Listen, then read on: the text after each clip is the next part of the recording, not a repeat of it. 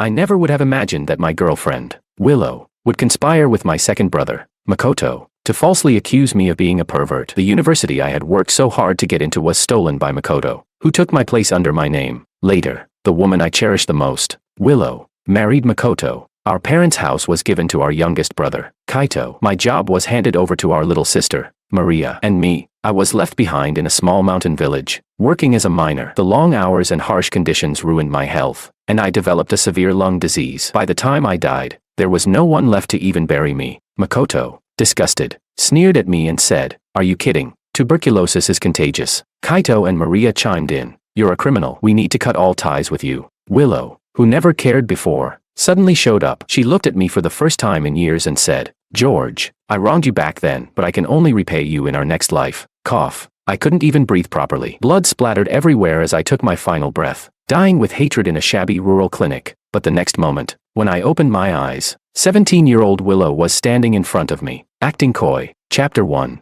George, you're awake. Willow, her hair tied in 2 braids, ran inside excitedly. She grabbed my wrist with a worried look and said, "You passed out in the fields under the sun just now." Makoto suddenly barged in as well, but his eyes went straight to Willow's hand. He quickly pulled Willow behind him, shielding her. Then, he said, "Big brother, if you're awake, hurry up and get back to work. The younger ones are fighting again because no one wants to do more than their share." Even the production team couldn't stop them. Everything was exactly the same as in my past life. I didn't say a word. Could this really be fate giving me another chance? Thinking back to all the misfortunes of my previous life, it was clear there had been warning signs all along.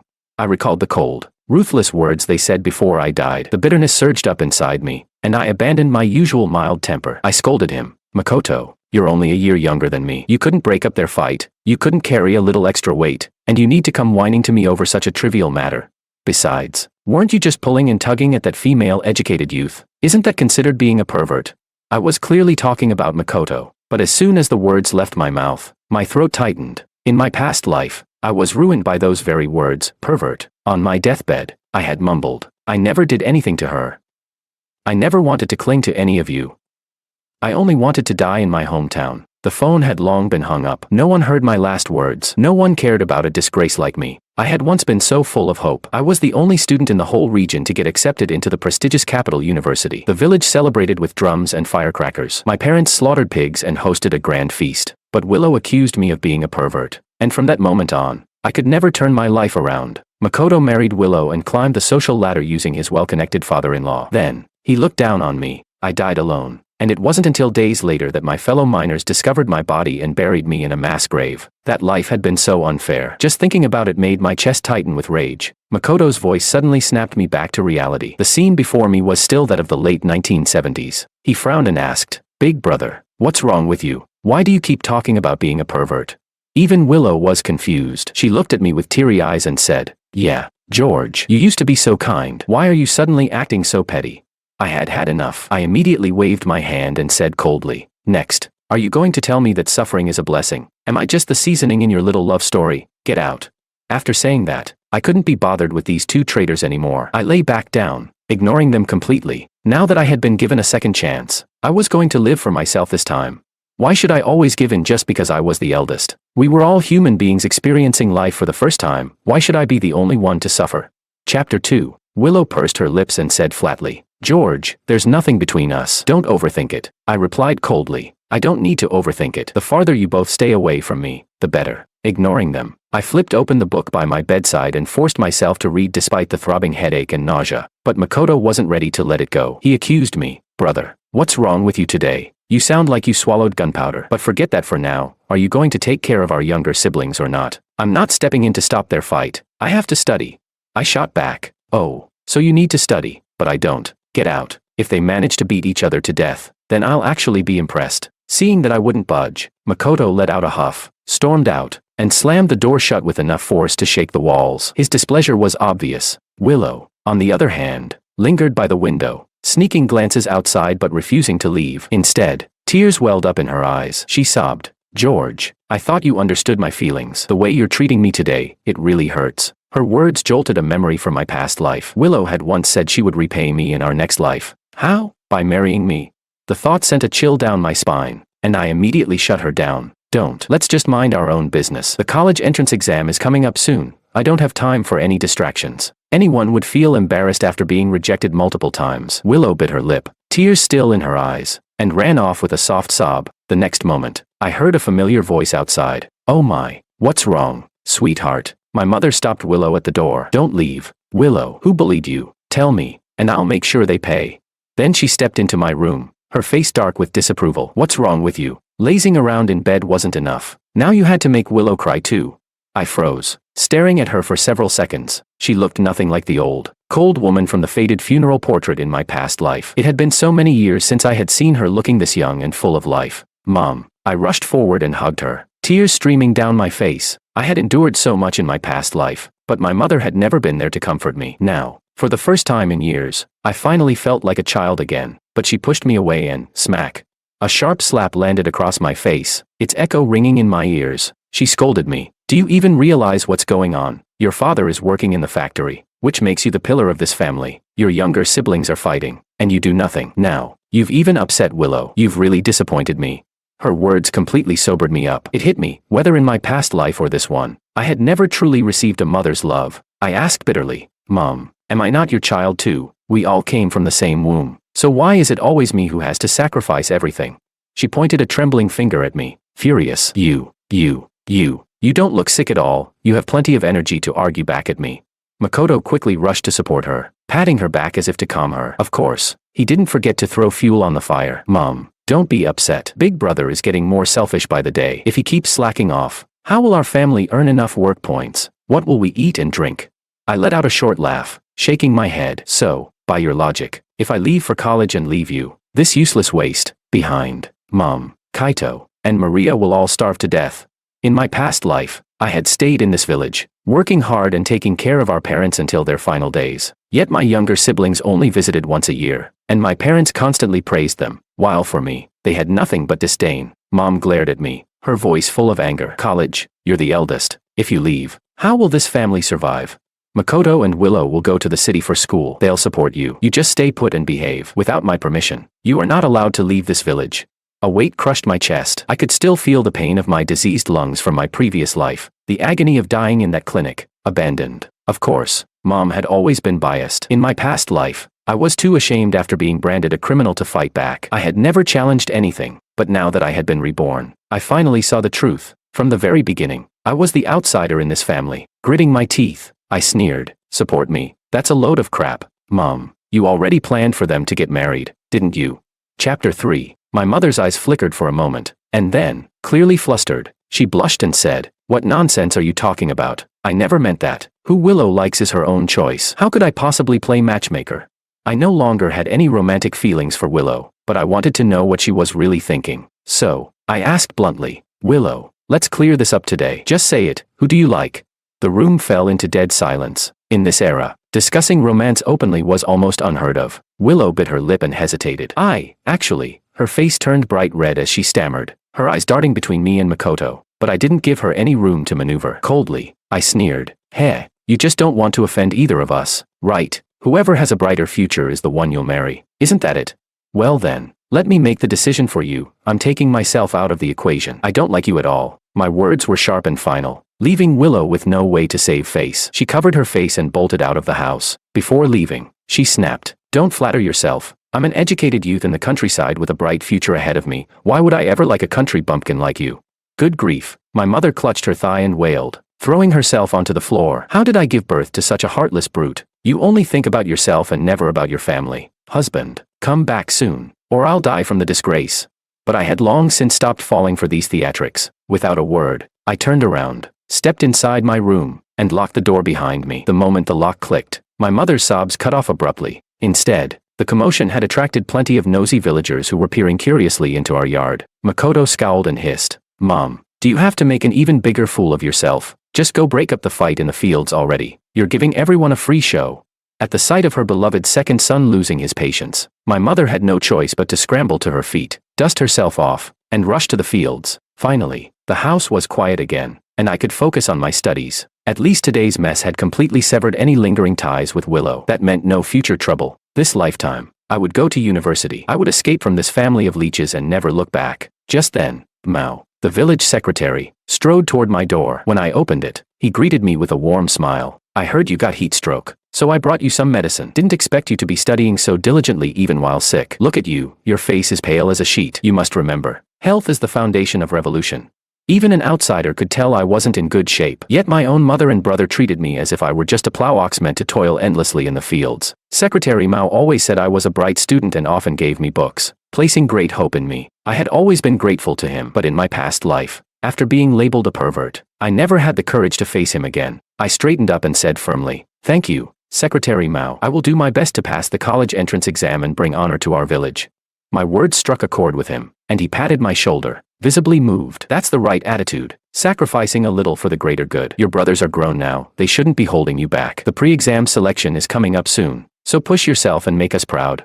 Secretary Mao was a wise man. He could see my struggles. Before leaving, he even took the time to encourage me. I had to pass that selection. No way was I going to repeat my past mistakes. Still, my mother was my mother. So the next morning, I resumed my work in the fields, but this time, I stopped covering for the others. If my siblings slacked off, I wouldn't earn their work points for them. At noon, the whole family gathered for lunch, sitting together with forced smiles. The moment I stepped inside, however, their expressions turned cold. My mother hadn't even saved me a proper meal, just a single, rock-hard cornbread bun. So this was what happened when you stopped being a pushover. Suddenly, you weren't just selfish, you were a threat to the entire family's well-being. I didn't argue. I simply took the bun and started heading toward my room, intending to eat while reading. But the moment I pushed open the door, Willow, she was sitting on my bed, flipping through my books. Holy crap, I yelped, instinctively backing up against the doorway. A surge of unease rushed through me. My mind flashed back to my past life, when Willow's accusations had ruined me. What if she falsely accused me again?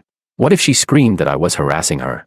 I didn't even dare to step inside. Seeing my panic, Willow smiled sweetly and said, "George, I brought you an ice pop. Don't be shy, come in." She beamed at me, standing by my bed, waving me over, like a devil whispering in my ear. Chapter 4, I don't want it. I refused outright, my voice trembling slightly. Pointing to the door, I snapped, "Take it away right now. Save your little gestures for Makoto. Weren't you two flirting quite happily in the fields today? I would never let myself fall into the same trap again. If Makoto wanted her, he could have her. I had no interest in someone as fickle as her." No wonder the whole family was looking at me with such contempt earlier. It turned out that Willow had been in my room, and they were all just waiting for an excuse to turn against me. Willow frowned and said, "George, are you seriously this jealous? I live in your house, I'm just being considerate. I was just talking to him about wheat in the fields. Then, I thought of buying you an ice pop to help cool you down. After everything you said to me yesterday, I didn't even hold a grudge against you, and yet you're still treating me like this. I despise this kind of behavior, eating from one bowl while staring at another." She was always looking for the best deal, always calculating, a female educated youth, yet she schemed like this.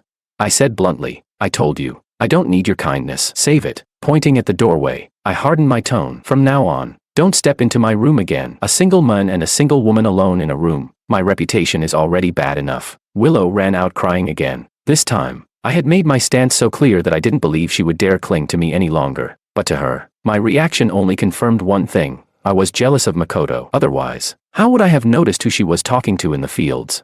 Rumors had been circulating recently, saying that Willow was nothing short of a temptress. She had supposedly turned the two Wong brothers against each other, making them lose focus on farming, obsessed instead with winning her over. Whoever got into university first would earn the right to marry her. In a small village like ours, such gossip was poison. Worse, it could even affect the party's assessment of her. Willow became increasingly dejected, walking around listlessly, unable to focus on her work. One day, under the scorching sun, after I had finished my work and sat down to read, Makoto suddenly picked a fight. "Big brother, we need to talk. I think it's really unfair for you to push a female comrade into the spotlight like this." I didn't even look up as I flipped a page. "Who started the rumors?" We both know the answer to that. Since I had stopped picking up the slack for the family, Makoto had been forced to take on more work. That, of course, made him resentful. To vent his frustrations, he had instigated Wang's younger sister to spread rumors about Willow. Now, in the villagers' eyes, Makoto was the hard-working one, while I was selfish, only caring about my books. I smirked. "You can't outmatch me in studying, and you're not smart enough to compete fairly. So, what else can you do but play dirty?" Makoto didn't get angry. Instead, he spoke as if it was the most natural thing in the world. "Big brother, just step aside. I have to get into university and marry Willow. Besides, she told me she likes me. You were never going to win against me anyway." I finally paused and looked straight at him. "Willow is yours. I only want to go to university. Whether or not you get in has nothing to do with me. If you're incapable, stop expecting others to step aside for you." Makoto could no longer contain his anger. He lunged forward, grabbed my book, and hurled it. With a wet splat, the book landed right in a pile of cow dung, completely ruined. My face darkened with fury. That book was a rare study material that Secretary Mao had gone out of his way to bring me. The problems in it were ones I had never even seen before. And now, thanks to Makoto, it was gone. I grabbed him by the collar. With a sharp tearing sound, his cotton shirt ripped, stuffing his mouth with clumps of cotton fibers. Grinding my teeth, I spat. Do I owe you all something? Did Mom and Dad have me just to be your servant? If we weren't blood related, I'd beat you into the dirt today. Makoto. The sight of us grappling with each other stood out, especially during break time. Willow, who had been watching us closely, immediately rushed over with the rest of the production team. A loud voice shouted, "Break it up, now." Chapter 5. It was only then that I realized I had fallen into another trap. How ridiculous. Makoto had been scheming step by step just to stop me from taking the college entrance exam. The brigade leader jabbed a finger at me and barked, "George, what the hell are you doing? Fighting your own brother over a woman? Put Makoto down this instant. You've completely embarrassed our entire team." The past few days, rumors had been flying that Makoto and I were fighting over Willow. Naturally, the brigade leader assumed this was another petty quarrel over a woman, but I remained calm. Pointing at the pile of cow dung, I said clearly, "He threw my book in there. As his older brother, I'm just teaching him a lesson. What's wrong with that?" Before the brigade leader could respond, Willow jumped in. "You've been dumping all your work on Makoto lately. His hands are covered in blisters. He's been too exhausted to study." Of course, he'd be upset. "And even if you get into college, I still wouldn't like you." I couldn't help but laugh. "I've already made it crystal clear, but it's like you're deaf. Who said I was going to college for you? You heard a couple of rumors and convinced yourself they were true. Stop being so self-absorbed. Even if I stay single my whole life, I'd never marry you." I let go of Makoto, then held up my hands for everyone to see. "Look at this. Calluses over calluses. Blisters over blisters. I've been cleaning up after my younger siblings for 10 whole years. He does it for 2 days, and suddenly, everyone pities him." My hands were a mess, raw, cracked, and covered in scars, but these people were blind to it. The brigade leader slapped my hands away and snapped, "You still think you're in the right? Every eldest son carries this burden." I shot back, "So being the eldest means I should just drop dead?" Silence. No one had a response. Willow had no choice but to help Makoto away. As she left, she glared at me and said, "You've really disappointed me." Good. The more disappointed, the better. Maybe now she'd finally leave me alone. A few days later, it was time for the college entrance exam pre-selection. I walked out of the test room feeling confident. Excitement bubbled inside me. I was finally going to escape this black hole of a family. But just like in my past life, I ran into trouble. A group of bandits blocked my path. "Hey, buddy, got any money? Lend me some," one of them said. I inhaled sharply. The guy had a knife. I didn't dare make any sudden moves. "Big brother, I really don't have anything. I'm as broke as they come." The bandit eyed my empty pockets with disdain, spat on the ground, and waved me off. TCH, get lost. In my past life, I had let it slide, but in this life, I was younger, stronger, and no longer willing to put up with nonsense. So I pretended to leave, then suddenly spun around and slammed an elbow into the guy's ribs. He doubled over, wheezing. "Ow, stop, don't hit me." I had no choice. My mother's starving to death, and I had nowhere else to turn. I didn't let go, still gripping his arm tightly. "How do I know you're not lying?"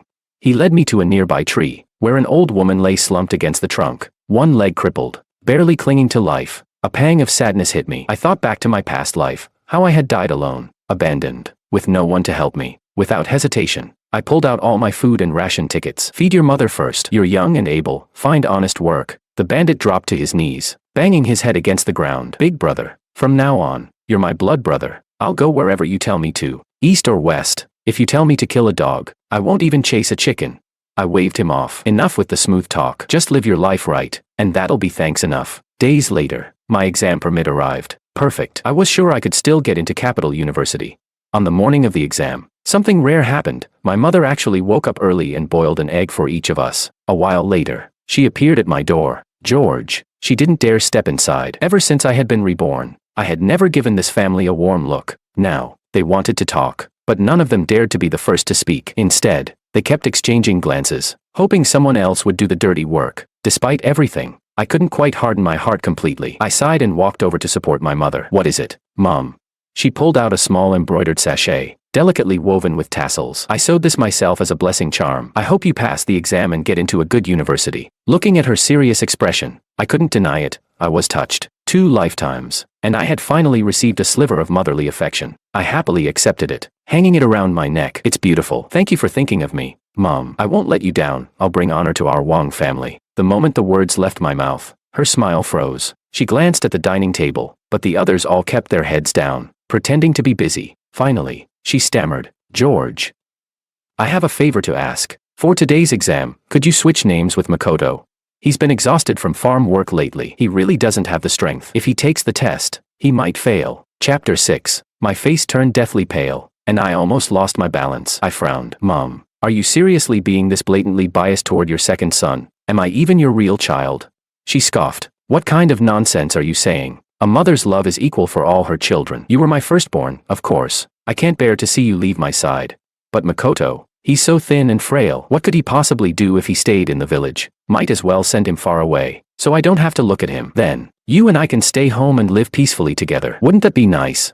She put on an affectionate front with me while pretending to dislike Makoto, but that only made my heart ache even more. Tears welled up in my eyes, and I had to tilt my head up toward the ceiling to stop them from falling. I said, "Fine, Mom. Willow can have your precious second son. I only ask for the right to take the college exam. I won't ask you for a single penny for tuition or living expenses. Is that fair?" She clicked her tongue in annoyance, then yanked the charm sachet from my neck and shrieked, "If you both leave for the city, are you trying to drive me to my grave?" Then, she threw herself onto the ground, wailing and rolling around like a madwoman. She slapped her thighs and screamed at the top of her lungs, blocking the doorway so I couldn't leave. This ungrateful son of mine, I raised him all these years for nothing. Hearing the commotion, Willow hurried over and helped my mother up, her tone full of blame. "George, what if you make Auntie sick from all this stress? We're all family. Does it really matter who goes to university? You're only thinking about yourself. Don't you have any sense of sacrifice?" I felt my anger rise to a boiling point as I listened to their twisted logic. I sneered. "Oh, and what gives you the right to speak on this, Willow? If you think it's so easy to sacrifice for others, why don't you switch names with Makoto instead? Give your college spot to him. You two will be married in the future anyway, right? Who takes the exam doesn't matter. As long as your future husband is the one getting the degree. That'd be even better for your reputation." Willow's face turned beet red with anger. She stomped her foot. "Why you? Don't talk nonsense. Who said I was marrying Makoto? George, you've really broken my heart. Do you even know what the village is saying about me? I'm an unmarried woman who's going to take responsibility for my ruined reputation." Even now, she refused to make her stance clear. She wanted to keep both of us hanging. Calling her a temptress wasn't even an exaggeration. I replied indifferently, "Willow, whatever rumors are flying around the village have nothing to do with me. If you want someone to take responsibility, find someone else. I don't like you in the slightest. Even if you were the last woman on earth, I wouldn't spare you a glance." Willow froze. She had been called out so harshly, so bluntly, that she could hardly believe it. She had assumed I would always be at her beck and call. But now, I truly didn't want her anymore. Her face darkened. If I refused to marry her, she'd have no choice but to settle for Makoto. But Makoto was a nobody. If he didn't even get into university, what kind of future would he have? What was she supposed to do now? At that moment, the brigade leader, the village chief, and Secretary Mao arrived. The brigade leader didn't hesitate. He stormed up and immediately began scolding me. "I could hear your mother crying from a mile away. George, you unfilial brat, and you think you're worthy of taking the national college entrance exam?" The village chief crossed his arms and chimed in. "That's right. With your disgraceful conduct, even if you pass the exam, we won't recommend you to the organization." I wasn't going to take this lying down. I snapped back. We live in a time where results speak for themselves. In the past, I let myself be shackled by blind filial piety. I sacrificed everything, and not a single person spoke up for me. Now that I'm finally standing up for myself, all of you suddenly have something to say. Tell me, who in the Wang family has been more dutiful than me? Silence fell over the group. No one had an answer. Seeing me repeatedly argue back, the brigade leader grew enraged. He made a snap decision. "Fine, then you won't be leaving the village today. Let's see how you take the exam now." Then, he turned to the village chief. "Village chief, send Makoto and Willow instead, and get 10 strong men to guard the village entrance. I want to see how George plans on sneaking out." At these words, my mother and Willow both froze. My mother jumped up, dusted herself off, and suddenly forgot all about her supposed injuries. Wait, no need to go that far," she hurriedly said, a nervous chuckle escaping her lips. "Brigade leader, if George doesn't go, our family won't have a college student at all." Willow, too, was panicked. She had just wanted me to swap names with Makoto. She had never meant to stop me from taking the test entirely. She pleaded, "That's right. Auntie Wang only wanted George to swap names with Makoto, not to ban him from taking the test." Desperate to defend themselves, they blurted out everything, and just like that, they exposed their own plan. The brigade leader narrowed his bloodshot eyes. "So, what's the truth here? You want a college student in the family, but you don't want George to be the one to go. You just want all the benefits for yourselves." The village chief finally realized what was going on. His expression darkened. You were planning to cheat on the exam. That's deception. It's a crime. Wang Daiseo, you've really lost your mind. And Willow, so much for being an educated youth. Your so-called awareness is pathetic. He shook his head in disappointment, then turned to the brigade leader and announced firmly, that's it. None of them are taking the test. If this is how they behave, they're unfit for higher education. Chapter 7. The situation remained tense. The brigade leader had already made his decision, and taking back his words now would be difficult. Finally, Secretary Mao stepped forward, his voice steady and calm. I don't see why this has to be so complicated. All three of them passed the pre-selection for the college entrance exam, which means they are eligible to take the test. Whoever has the ability to pass will bring honor to our village. Collective glory is more important than personal disputes. Hurry up and hitch the ox cart to take them to the station. If we delay any longer, they'll miss it for real. Hearing his words, my eyes burned with emotion. I hadn't cowered when everyone was against me, but now that someone was actually standing up for fairness, I felt a lump rise in my throat. The brigade leader and the village chief, given a way to back down without losing face, decided not to block me any longer. Instead, they personally escorted us to the station. My mother still wanted to say something. Her expression was reluctant, clearly still hoping to convince me to switch names with Makoto, but I didn't even glance at her. My eyes were fixed straight ahead, on the open road, the mountains, the rivers, and my future. Yet, even though I had torn everything apart today, I couldn't shake a sense of unease. This lifetime, things had already changed so much. Even if I passed the exam, who was to say they wouldn't try to ruin me again? I knew them too well. They would stop at nothing to achieve their goals. But for now, I would take things one step at a time, no matter what. I had to keep my distance from Willow and Makoto. Unfortunately, things never went as planned. Willow still had to worm her way back in. She came up beside me and said softly, I'm sorry, George. Just now, I only spoke up because I couldn't bear to see Auntie Wang so upset. Don't take it to heart. I smirked and gave her a sidelong glance. There's no need to explain. I don't care what you think. If you have time to waste, why not tutor Makoto instead? If he manages to pass, maybe he'll even be able to marry you. Makoto was standing nearby, watching as the woman who had always been so gentle toward him now desperately tried to cling to me. He couldn't stomach it. He sneered, Big brother, what are you so smug about? Acting like you know you'll pass. I curled my lips into a lazy smile. Not only do I know I'll pass, but I also know you're planning something shady. But you'd better think twice. If I catch you cheating, I'll make sure you end up in a jail cell. Makoto's eyes darkened. Quit slandering me. Makoto, have a clear conscience. Willow quickly pulled him aside, trying to distract him with her textbook. Let's go over this question. Makoto, before turning away, she shot me one last pitiful glance, then lowered her head in an act of dejection. Makoto, of course, fell for it instantly and started comforting her. The exam hall was packed with students. Some looked confident. Others were pale with anxiety. I had no doubt that I would do even better than in my past life. After finishing the exam, I even took a detour into town to buy some treats. I brought crispy rice candy for the villagers and got malted milk for Secretary Mao's child. Meanwhile, Makoto and Willow had spent their time wandering the streets, gawking at everything. They even shared a single bottle of canned sugar water, completely unbothered by how embarrassing it looked. On our way back, we stopped by the factory where my father worked. We waited outside under the scorching sun for a long time before he finally emerged, walking with an air of importance. When he saw us, his face lit up, and he patted both our shoulders proudly. You brats are really something. Both of you took the college entrance exam. How'd it go? I had missed my father, so I spoke warmly. I won't disappoint you. Makoto, on the other hand, stayed silent, simply offering a stiff smile. Then, my father's expression grew serious. George, if you pass, what are your plans? I answered without hesitation. I'll dedicate myself to infrastructure development and serve my country. I was full of ambition. I thought my father was asking out of genuine concern for my future. He nodded approvingly. Good. But then, his tone suddenly shifted. But your second brother isn't as strong as you, and he's not as smart either. If he doesn't have a good wife to support him, what's he going to do with his life? If only you two could share a little. My heart sank into an icy pit. I knew exactly what he was about to say. In my past life, after Willow accused me of being a pervert, my father had said almost the same thing. George, you brought this on yourself. You can't blame anyone else. You're better than Makoto in everything, but now that your political record is tainted, you won't pass the background check. Instead of wasting the college spot, why not give it to Makoto? At least our family will still have a college graduate. It was a situation I had seen before, a so-called fair compromise, but one that had condemned me to a lifetime of injustice. I looked him in the eye and said, Dad, I am me, and he is him. I earned my place fair and square. Why should I share it with him?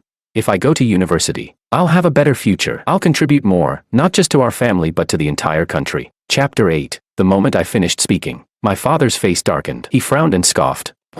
I already heard from your mother over the phone. You've been acting rebellious and unfilial lately. Looks like she wasn't lying. Then, without warning, he kicked my knee. I nearly collapsed, barely managing to kneel there, my leg trembling in pain. He scolded, "Do you even understand a parent's heart? We don't expect either of you to be hugely successful, we just don't want one of you to live a worse life than the other. As the eldest, it's your duty to support your younger siblings." I sucked in a sharp breath, but the pain only made me laugh. "Go ahead and beat me to death," I said. "I bet you, if I die today, not a single one of your other 3 children will take care of you in your old age." In my past life, I had cared for my parents until their final breath, and yet, my father's dying words had been, "Where's Makoto? Where's Maria? You're just an eyesore, get out of my sight." How ridiculous. The more I sacrificed, the more they took me for granted. My father's rage boiled over. "You little bastard, I'll beat you to death." He ripped off his shoe and swung it at my face, but the hit never landed. I looked up and saw Willow clutching his arm, stopping him mid-swing. "Uncle, don't. So many people are watching, you can't air family shame in public," she said softly. My father took a deep, angry breath but ultimately lowered his arm. He muttered, "At least Willow understands proper etiquette." The encounter ended on a sour note. When we returned to the village, my good mood from earlier was completely ruined. Willow tried to enter my room, saying she wanted to apply medicine to my injuries, but I knew better than to let her get close. Who knew what kind of scheme she might pull?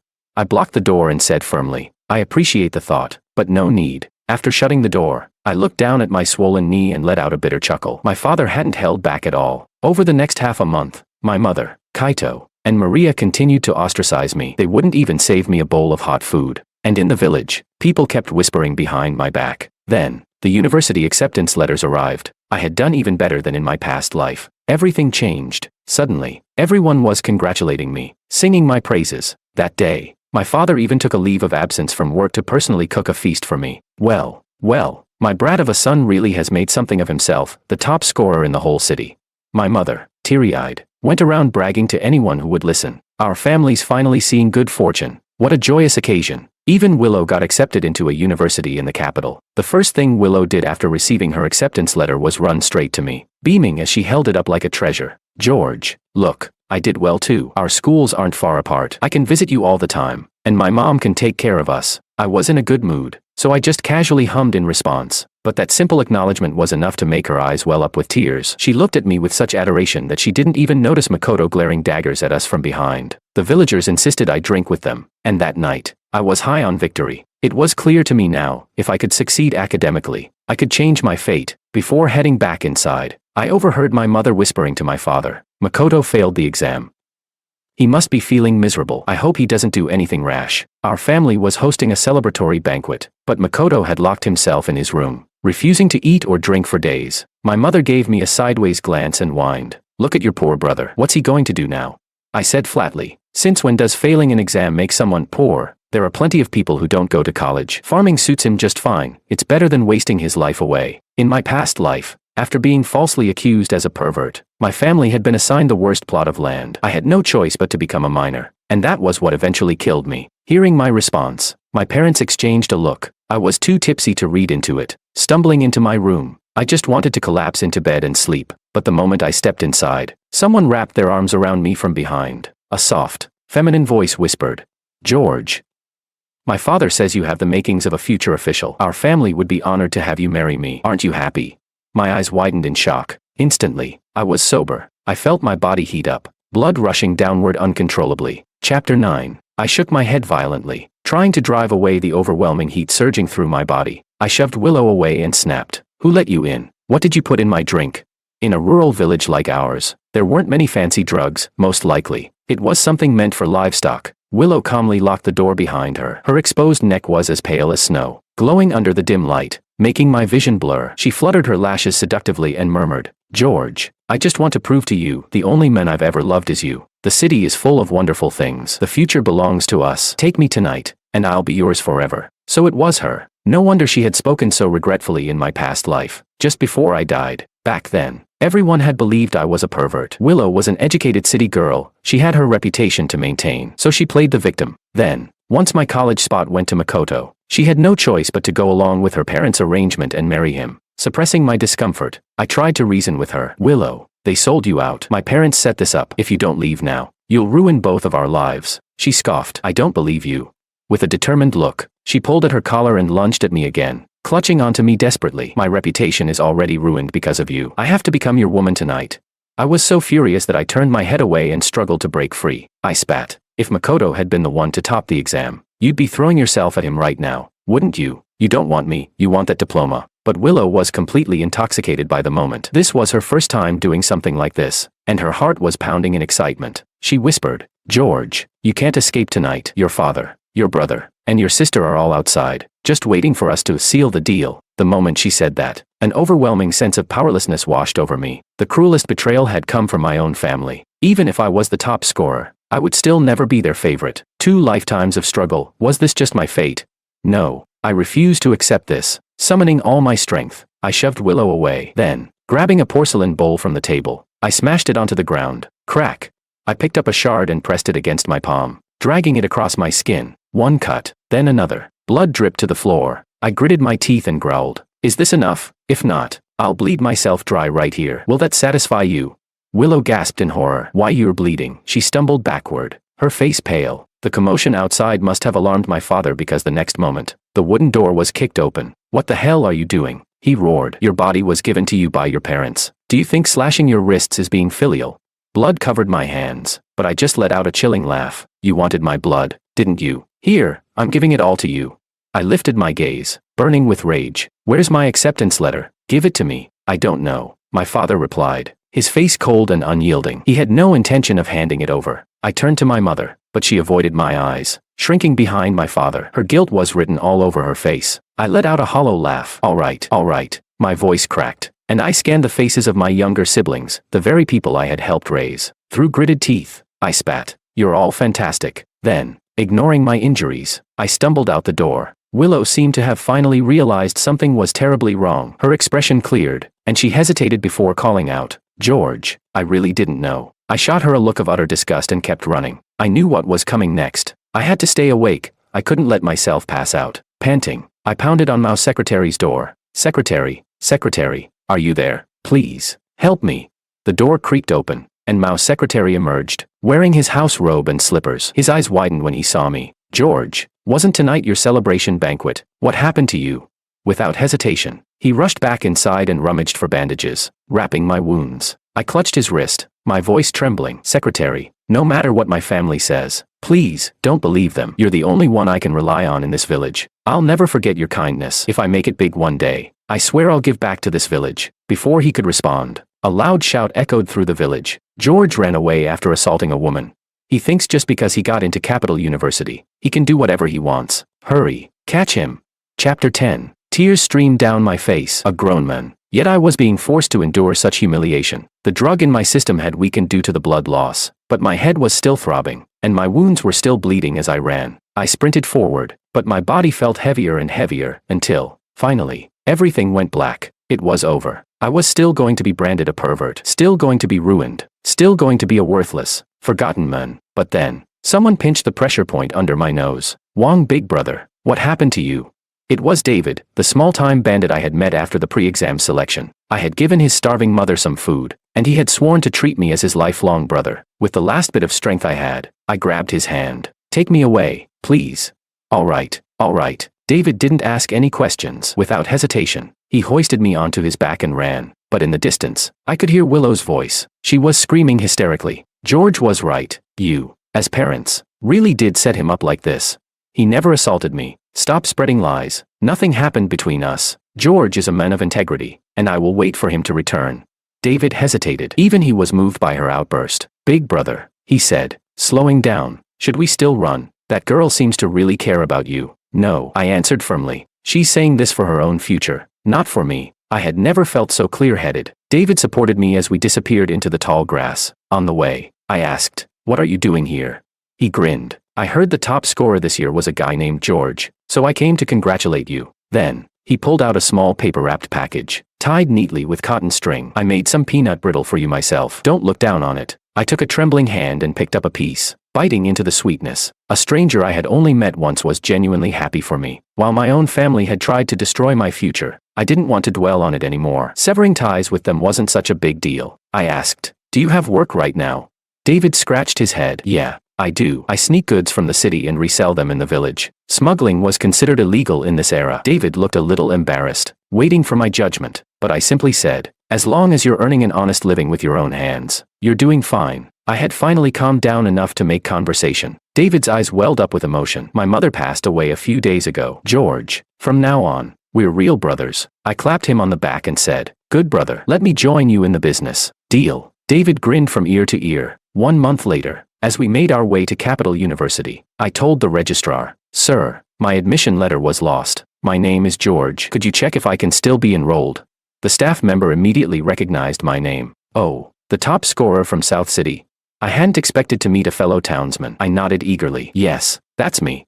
He double-checked my identification photo and, after confirming it was me, said, wait here. I'll report to the administration. Time passed slowly. The setting sun painted the campus in a golden hue, making it look even more beautiful than I had imagined. I longed to be part of this place. Finally, just as dusk was falling, the administrator returned. My heart pounded. His brows furrowed. George, there was a problem with your background check. I felt the blood drain from my body. My lips went pale. I braced myself for the worst, but then, the men continued.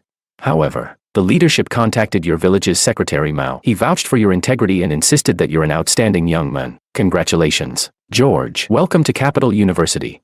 Before I could even react, David let out a triumphant cheer and lifted me into the air. Yes, George finally made it into university. Meanwhile, back in Wangjia village, Makoto, hurry and get ready for school. Here's your admission letter, don't lose it. Mother Wang smiled as she handed him the forged acceptance letter. Don't worry, she assured him. You and your brother look similar enough. Just tell them your name is George. Makoto hugged his mother tightly, overjoyed. Mom, you're the best. Mother Wang beamed. Well, of course, who else would I be good to if not you? As for that unfilial brat George, he's got a bad reputation in the village, and without an acceptance letter, he'll have no choice but to come crawling back and farm the land. Chapter 11. Makoto frowned, still uneasy. But Secretary Mao stood up for my brother that day, and Willow keeps saying he didn't assault her. If she ever exposes the fact that we drugged him. Father Wang clapped him on the shoulder, his expression full of disappointment. Bury that thought deep in your gut and never mention it again. What are you afraid of? Willow is just a woman. How could she ever dare to speak about livestock drugs? Besides, you are the one going to Capital University now. Do you really think she won't come around? I say it was a blessing from the heavens that she didn't end up in your brother's bed that night. A high-ranking official's daughter, she should be your wife. Today was the day Willow and Makoto were heading to the city. Since only George and Willow had been accepted into university from the village, they were meant to travel together. As the Wang family chatted and laughed, Willow approached them, looking pale and distracted. Makoto's face lit up as he reached for her hand. Willow, let's go report to school together. Not only did he grab her hand, but he also took the opportunity to stroke it a few times. Willow flung his hand off with an expression of disgust. Don't touch me. Lately, she had been avoiding the Wang household as much as possible, dreading the idea that they might still be scheming to tie her to Makoto. If it weren't for the fact that traveling to the capital alone as a woman was dangerous, she wouldn't have agreed to go with him. Since George's disappearance, there had been no news of him. If he was truly dead, then wouldn't she be responsible for a life?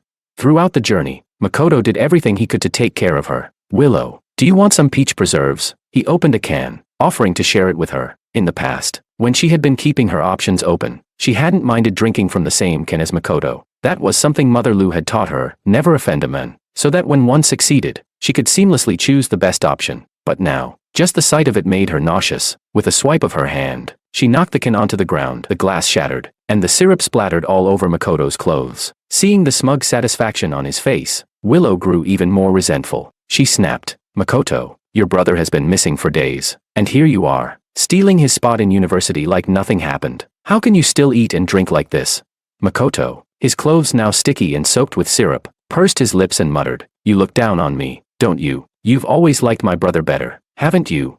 Yeah, I get it. I'm worthless compared to him. I should have just stayed in the village farming like the useless peasant I am. After being praised by the Wang family all morning, the last thing he wanted was to get a cold shoulder from the girl he liked. He didn't bother indulging her temper anymore. Instead, he turned away, sulking. Seeing that Makoto was genuinely upset, Willow stopped pushing. She sighed. That's not what I meant. Don't take it the wrong way. For now, she decided to follow him to Capital University. If Makoto really managed to blend in and study there, then perhaps she could still consider him. When they reached the university entrance, Makoto eagerly pulled out his admission letter. Like a precious treasure, he handed it over to the registrar. "Hello, sir, I'm George. This is my admission letter." The staff member arched an eyebrow and gave him a once-over. Then, crossing his arms, he asked coolly, "George already checked in 3 days ago. I personally brought him inside. So, who are you?" Makoto's face stiffened. His mind raced. Since he had already been exposed, he decided to do what his mother had always taught him, make a scene and act like the real victim. He raised his voice. "That's impossible. I have the official admission letter. He's the imposter. Why should he be allowed to enroll without a letter while I get rejected?" Turning to Willow, he urged, "Willow, say something. Why should Capital University accept a fraud just because he showed up first?" But Willow wasn't paying attention to him anymore. Her previously lifeless eyes had suddenly lit up with excitement. George was alive. And he had actually made it into university. Willow turned to the staff member eagerly. "Really? Then please, call George out so we can confront him directly." Makoto's face twisted in frustration. He shot her a sharp look, signaling her to shut up, but Willow ignored him entirely. Makoto grew anxious. "What's the point of a confrontation?" he said quickly. "I have nothing to say to some fraud. Damn it. Why was Willow acting like this? If she insisted on facing George, then he'd be completely exposed. Chapter 12. Willow refused to let go of the admissions officer's sleeve, standing her ground like a warrior before battle. "Hurry up, sir, call him out. Let's see who the real George is." She had already planned everything in her mind. The moment she saw George, she would expose Makoto's lies in front of everyone. That way, George would surely forgive her. They could still go back to how things were. The admissions officer, utterly exasperated, had no choice but to comply. He disappeared inside and didn't return for nearly 2 hours. When he finally emerged, he announced loud and clear, "After thorough verification, George is indeed who he claims to be. As for you, you're his younger brother, Makoto, correct? Trying to steal your own brother's university admission. What kind of person does something so shameless?" A crowd had gathered by now. All of them were students who had earned their spots fair and square, and they had nothing but contempt for someone trying to cheat their way in. Makoto was humiliated beyond belief. In a fit of rage, he kicked the base of the wall, only to yelp in pain when he stubbed his toe. His face turned purple, but he didn't dare make a sound. A pathetic excuse for a man. Still, he clenched his teeth and cursed. What's so great about him? He abandoned his family just to get into university. And this is the kind of selfish person Capital University accepts. "George, come out here, if you have any guts. Face me and explain why you're such a heartless bastard." The admissions officer shot him a warning glare. "Enough, student. I suggest you stop causing trouble." But Makoto, fueled by desperation, threw his bag to the ground and shouted, "Why should I stop? George is a pervert. He almost raped Willow, and he knows it. You're protecting a criminal. Capital University is sheltering a rapist. Where's the justice in that?" Smack. A loud slap rang through the air. Willow had struck Makoto across the face, shocking the entire crowd. She had never expected him to shout out that incident in front of so many people. Her voice trembled with anger. "What the hell are you saying? You're making things up. George and I never had anything like that happen." Makoto's cheek burned bright red, and his breath came in ragged gasps. "You hit me." His eyes burned with fury. "I was speaking up for you, and yet you're still defending him." Willow bit her lip. She had no way to explain the truth. How could she possibly admit that the real culprit was livestock drugs? She would rather die of shame. Suddenly, the admissions officer stepped in front of her like a shield. "Don't be afraid, Miss Willow. We at Capital University are already aware of the situation. Both you and George are innocent. We have already reported this to the authorities. The police will handle this matter." Capital University wasn't far from the police station. Within 30 minutes, officers arrived and immediately grabbed Makoto, slapping a pair of handcuffs onto his wrists. A policeman scoffed. "You little punk, already causing trouble at your age. You're coming with us." Makoto struggled. "Why are you arresting me? If anyone should be arrested, it's George. He's the real criminal." But no one listened to his frantic shouts. He was dragged away, still cursing and thrashing. The crowd slowly dispersed, murmuring amongst themselves, but Willow remained, staring at the entrance of the university. The admissions officer noticed her hesitation. "Do you still need something?" he asked. She hesitated, then finally spoke. "Sir, what was George's reaction when he heard I was here?"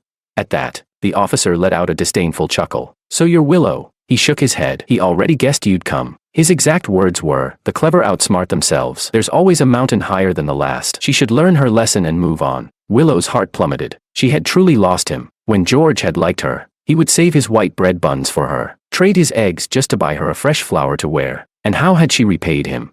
She had noticed that the Wong family didn't favor George, that Makoto was the one they all propped up. So she played her game, balancing between both brothers. She wanted George's talent but feared that Makoto was the only one with a real chance of leaving the countryside. In the end, Wang's mother had used her own desire for status against her, ruining her reputation and severing all her paths forward. She had thought she was so smart, but who was the real fool? One thing was certain, she would never return to that village. As long as Makoto didn't drag her down, she could still start fresh. No one here knew her disgraceful past. She was so close to George. If she stayed near him, they would surely meet again. Besides, her family had deep connections in the city. George was just a poor boy from a rural village. How could he possibly not be tempted by the kind of future she could offer him? Yet before she could act on that plan, she was yanked back to reality by the sharp sting of a belt striking her skin. Her father, Lou, stood over her, his face twisted in rage. "Willow, look at the mess you've made. That damned Makoto got himself thrown in jail, and now the police are questioning me because of you." The belt came down again, striking across her arm. Willow yelped in pain. "I'll beat some sense into you," Lou fumed. "What kind of girl drugs a man? Where the hell is your shame?" Chapter 13. Willow was completely dumbfounded. How did her father find out? What nonsense had Makoto been spouting in that prison cell? The brutal beating that followed left her bedridden for nearly a week. By the time she could finally get up, the semester had already started, and she hadn't even attended a single class. "Willow, have some porridge. You must be exhausted after spending so much time in the countryside. It pains me to see you like this." Lou's mother entered the room, carrying a tray with a warm meal, but Willow turned away, resentment written all over her face. "I don't need your pity. Everything that's happened to me is your fault," she spat. "If not for you, George and I would have been a perfect couple. How could I have ended up like this?" Lou's mother covered her mouth, sobbing uncontrollably, clearly regretting her past actions. Yes, she had been selfish. She had taught her daughter to manipulate men, keeping both brothers on a leash, waiting to see which one had the brighter future. But back then, there had been no other choice. Lou's father had been watching her every move, and there was no way he would have allowed Willow to do anything else. Sending her to the countryside had been their only option. Returning home had only ever been possible through one route, passing the college entrance exam. And once she had, she was supposed to marry someone of an acceptable background. A factory worker or a peasant simply wouldn't do. That was why they had resorted to such extreme measures. Lou's mother wiped her tears and said, "Don't worry, Willow. Your father may be harsh, but he won't abandon you. We owe George an apology, but your father has connections. If we can pull the right strings, we can get him a government job. Once he sees how much we can do for him, he'll have to forgive you." At that, Willow's eyes lit up with hope. "Really?" Lou's mother nodded. "Yes, as long as you insist that you had nothing to do with the incident with Makoto, everything will be fine." Meanwhile, in the prison cell, Makoto had already gone through several rounds of late-night interrogations, but he kept shouting the same thing over and over. "My brother is a rapist. Why aren't you arresting him?" One of the officers slammed his palm against the table. "Then show us the evidence. Produce a witness. Otherwise, this is slander, and we'll add defamation to your charges." Makoto desperately grabbed onto the last name he could think of. "Willow from C University. She'll testify for me." For the first time, he looked hopeful, convinced that Willow would take his side, but the officer just frowned and shook his head. "You really don't know when to quit. That young lady has already stated there was no such incident." Makoto's face twisted in horror. In this foreign city, he had no one, no family, no friends, only his estranged older brother. Days passed. He was starving, exhausted, and finally, one night, he broke. He admitted it. His voice was barely above a whisper when he confessed. "My parents. They gave him livestock heat medicine. The dosage was heavy. There's no way he didn't do something to Willow." The officers gritted their teeth in disgust. One of them slammed his fist onto the table. "You drugged your own brother. Do you have any idea how illegal that is?" "Makoto, your parents aren't even 60 yet. They'll be facing prison time, too." Makoto's face went pale as a sheet. No. If my parents find out I was the one who talked, they'll kill me." The officer crossed his arms. "If George chooses to forgive you, you might still have a chance. He's your brother. Did you ever stop to think about that when you were scheming against him?" Makoto, realizing the gravity of the situation, burst into tears. I'll apologize. Okay, just let me go home." He spent 2 days crying and waiting for George or Willow to come and bail him out, but instead, an officer returned with a single sheet of paper and slammed it down in front of him. "This is Capital University's official statement. They have the right to protect their students and will not accept any form of apology. And as for Miss Willow, her father is a city official. I'm sure you know what that means." Makoto collapsed to the floor. His body shook violently as he lost control of his bladder. Mom. I want my mom," he wailed. Back in Wangjia village, the entire Wang family dropped everything and rushed to the city. The moment Wang mother laid eyes on her son, now thin and sickly, her heart shattered. "My baby, you left home to go to university, and now you're in prison," she wailed. "This ungrateful beast of an older brother. He might as well throw me in jail, too." The officers had no patience for her nonsense. They issued another summons, and this time, I was called in. My mother sat cross-legged at the entrance of the police station, refusing to move. There was no way to drag her away, so I had no choice but to deal with her myself. The moment she saw me approaching, she jumped to her feet and clawed at my new university uniform, ripping off a button. "You think you're so great now, huh? You got your own brother thrown in jail," she hissed. I gritted my teeth, resisting the urge to pull away. "Mom, I'm here to sign the forgiveness statement," I said evenly, holding up my hand so she wouldn't accuse me of fighting back. My father wasn't any better. With zero warning, he landed 2 heavy punches on my back. "You're lucky we're even asking you for this. Hurry up and sign," he barked. I took a few steps forward, then turned to face them. "Wait," I said. "I want to hear you apologize first." My father's face contorted with rage. "What did you just say? You're going to university, your brother is in jail, and you have the gall to demand an apology from us?" He lunged to slap me across the face, but before his hand could reach me, an officer twisted his arm behind his back and restrained him. "This is a police station, not your home," the officer growled. "No apology, then none of you are leaving." At that, my mother panicked. She quickly relented. Fine, I'm sorry, George, my son, we're so sorry." "There, I said it. Now let your father go." Makoto hung his head low, too terrified to resist anymore. "Big brother, I'm sorry, it was my fault." His voice was weak and trembling. "Please let me go. I won't fight you for university ever again." This wasn't just an apology for today. This was an apology I had been waiting for across 2 lifetimes. In my past life, I had slaved away for them, and even after dying of disease, I had never once heard those words. I held back my tears and said hoarsely, "Louder." Makoto clenched his fists and, for the first time, truly bowed his head. "I really know I was wrong. Big brother, please, I'm begging you."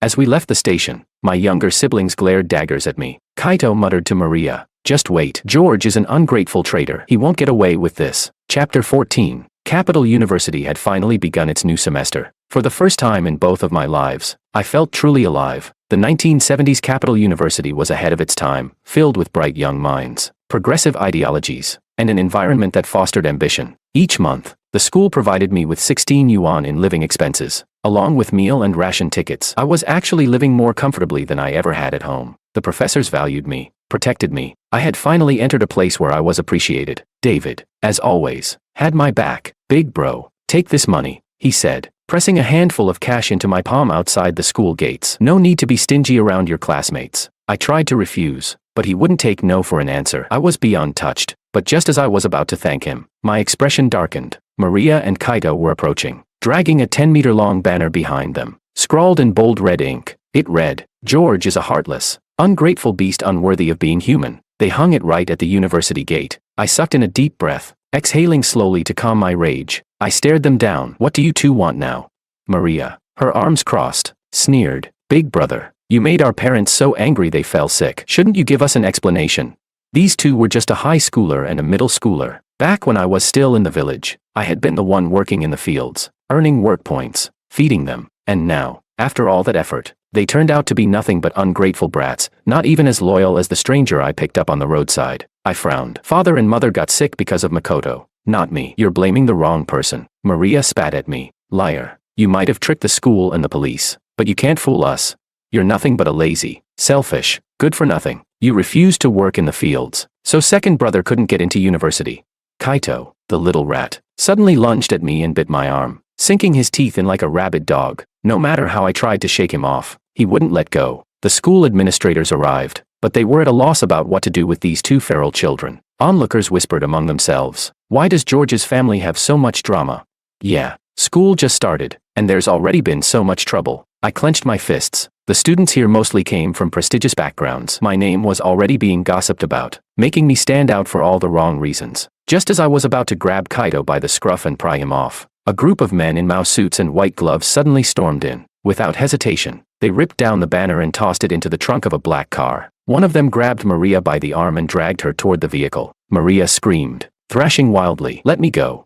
But the man was built like a tank. No matter how she kicked and flailed, it was pointless. At the same time, another white-gloved man clamped his fingers around Kaito's jaw and forced his mouth open, forcing him to release my arm. With a flick of the wrist, he tossed the boy into the car like a sack of potatoes. And then, stepping gracefully from the car, came Willow. She smiled sweetly, looking proud of herself. "George, I arranged for them to be sent back to the village. Now you can focus on your studies in peace." I stared at her, uncertain how to respond. I didn't want to owe Willow anything. I replied coolly, No need. Just drop them and my parents at the bus station. I don't want to trouble you. Willow gave me a light, knowing smile. It's no trouble at all, she said lightly. Besides, I appreciate you clearing Makoto's charges. If not, I might have been dragged into the mess too. She giggled. I knew it. George, you still care about me. I turned away, ready to walk off, but Willow suddenly rushed forward and grabbed my sleeve. Let me take you out for dinner, she said brightly. My father really admires you. Why don't you come to my house? I cut her off immediately. No need. I could never climb up to your level. I publicly rejected her, humiliating her in front of the crowd, but she didn't seem fazed at all. Instead, she smiled and took a step toward me again. George, don't go. Wait for me. Just as she tried to follow, a hand shot out, blocking her path. David. He stood between us, looking Willow dead in the eye. Miss Liu, he said flatly, back then, you played princess, sitting high above while choosing between the Wong brothers like they were entertainment. But now, George wants nothing to do with you. Isn't that only fair? Willow's face turned red with anger. You. She finally realized that while David wasn't highly educated, he was no fool. Her plan to worm her way back into George's life had failed. She bit her lip, fists clenching at her sides. I won't give up on him, she declared stubbornly. George belongs to me.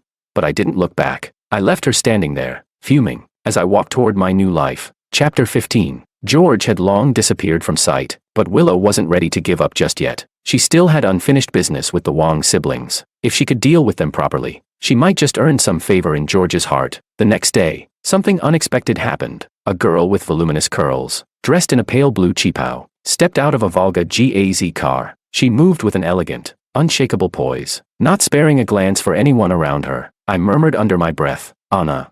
I had known her in my past life. She had once been an official who came to our village for poverty alleviation. I never imagined that in this lifetime, we would become classmates. Her scent lingered faintly in the air as she passed, and I found myself standing there, dazed. I had initially thought she would be approachable. I couldn't have been more wrong. Anna was our class president, sharp, authoritative, and utterly intimidating. Nobody dared to cross her. One day, after skipping half a class to handle some side business, I was caught red-handed. Anna immediately marched up to the lecturer, prepared to report me and dock my credits. I hurriedly pleaded with her. Sue, can't you let this slide just once? I really had something urgent to do. She rolled her eyes, adjusting her glasses. What kind of emergency justifies wasting your youth? She retorted. She was cold and methodical, and I had no argument against her logic. But the problem was, this wasn't something I could avoid. I kept skipping minor classes to run my business. At night, I studied until exhaustion just to keep up. Eventually, I collapsed during gym class. Anna took note of that, and one day, after another one of my absences, she decided to follow me in secret. She tailed me all the way to Xiushui Market. What she saw stunned her. I was sitting on a tricycle with David, riding straight into the bustling marketplace. Our cart was packed with Southern electronics, books, magazines, and clothing. We sold everything. I stood in front of our stall, cheerfully calling out, "Take a look, everyone. A poor student working hard to make ends meet. Have a heart and support me." David, meanwhile, was a master salesman. He could read customers like a book, picking out potential buyers with uncanny precision. He smiled at a well-dressed woman and said, "Miss, a person's taste is reflected in their books. This one suits you perfectly." Our stall was buzzing with activity. It was easily the liveliest one at the market. Anna, watching from the side, finally understood. I wasn't just playing around. I was working to support myself. But considering that Capital University provided generous stipends, she couldn't understand why I was pushing myself this hard. She stormed over to our stall. "George," she yelled, drawing the attention of everyone nearby. I turned around, face stiff. Anna stood there, arms crossed, her presence commanding the entire marketplace. "You've been skipping class just to run a stall. Do you have any shame?" I sighed, defeated. "Sorry, Sue. My family's poor. I didn't have any other choice." She huffed, unimpressed. "Well, at least you admit it." "But I am docking your credits," I groaned. I had hoped she might be a little sympathetic. Clearly, I had misjudged her. But then, she paused. "Where do you even get all these products?" she asked, her sharp eyes scanning our goods. "You have a keen eye for market trends." Then, to my shock, she crouched down and started picking out items from our stall. "What are you doing?" I asked, bewildered. "I'm buying some things for my mother and sister," she said casually. I quickly grabbed a stool and offered it to her. "Sue, you should sit." She waved a hand dismissively and continued inspecting our wares. Then, she said something that made my head spin. "You know, running a stall is too time-consuming and too inefficient. You have great products and a good grasp of trends. Instead of selling retail, why don't you start wholesaling?" I had considered this before, but as a mere student, I had no capital and no connections. Plus, Private business was still risky in this era. Most people didn't dare to try it. I hesitated. I don't have the startup funds yet. Anna smiled knowingly. I'll invest in you. David's eyes went wide. He squeezed past me, eagerly saying, Miss Sue, that's so generous. How could we possibly accept? Anna chuckled, shaking her head. You think I'm doing charity? She casually twirled a finger in the air before laying down her terms. I take 60% of the profit, and you two split the remaining 40%. I provide the money. You do the work. I hesitated. The ratio wasn't great, but honestly, the hardest part was always the initial capital. This was an opportunity one couldn't afford to pass up. I grinned. Deal. David and I will head south in a few days to scout the market. Anna held up a hand. Wait, I have one condition. She folded her arms. George, you are not allowed to miss a single class. If you do, I'll withdraw my investment immediately. I froze. How was I supposed to balance both? It was impossible. Before I could object, David clapped my shoulder and confidently declared, No worries, big bro. You just focus on studying. Tell me what products we need. I'll handle the market runs. I felt a wave of warmth wash over me. Since leaving my village, every person I had met had been a blessing. David stuck by me through everything. Anna, in her own unyielding way, was helping me while respecting my pride. That night, I treated Anna to ice cream, and we walked back to campus, chatting more naturally than ever. I had to admit, it was pleasant talking to her, but as soon as we reached the dormitory, I saw a familiar figure desperately questioning my dorm mates. Do you know which dorm George stays in? Is George here? It was Willow. Chapter 16. No matter how many times Willow called Capital University looking for me or sent me letters, I never once responded. That woman had falsely accused me in my past life, and in this life, she had drugged me with livestock heat medicine. Did she really think she had any right to keep chasing after me? Without realizing it, I had clenched my fists so tightly that the fabric of my trousers had wrinkled beneath my grip. Anna had doubled back at some point and was now whispering in my ear. It's dinner time. Let's go to the cafeteria together. At the table, I ate in silence, keeping my head down, focused only on shoveling food into my mouth. Anna suddenly laughed. George, you're eating the bone I already chewed on. I froze. Damn it. I swallowed awkwardly and apologized immediately. Sorry. Honestly, I felt like I didn't even deserve to eat her leftovers. But before I could regain my composure, George. Willow's shrill voice cut across the cafeteria like a knife. I instinctively snapped my head around. She was storming toward us, her face red with anger. Then, she jabbed a finger directly at Anna. How can you let him eat your leftover bones?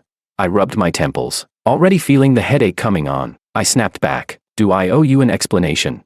Willow huffed. Of course you do. Before you went to university, you were my fiancé, and now you're sneaking around with some other woman.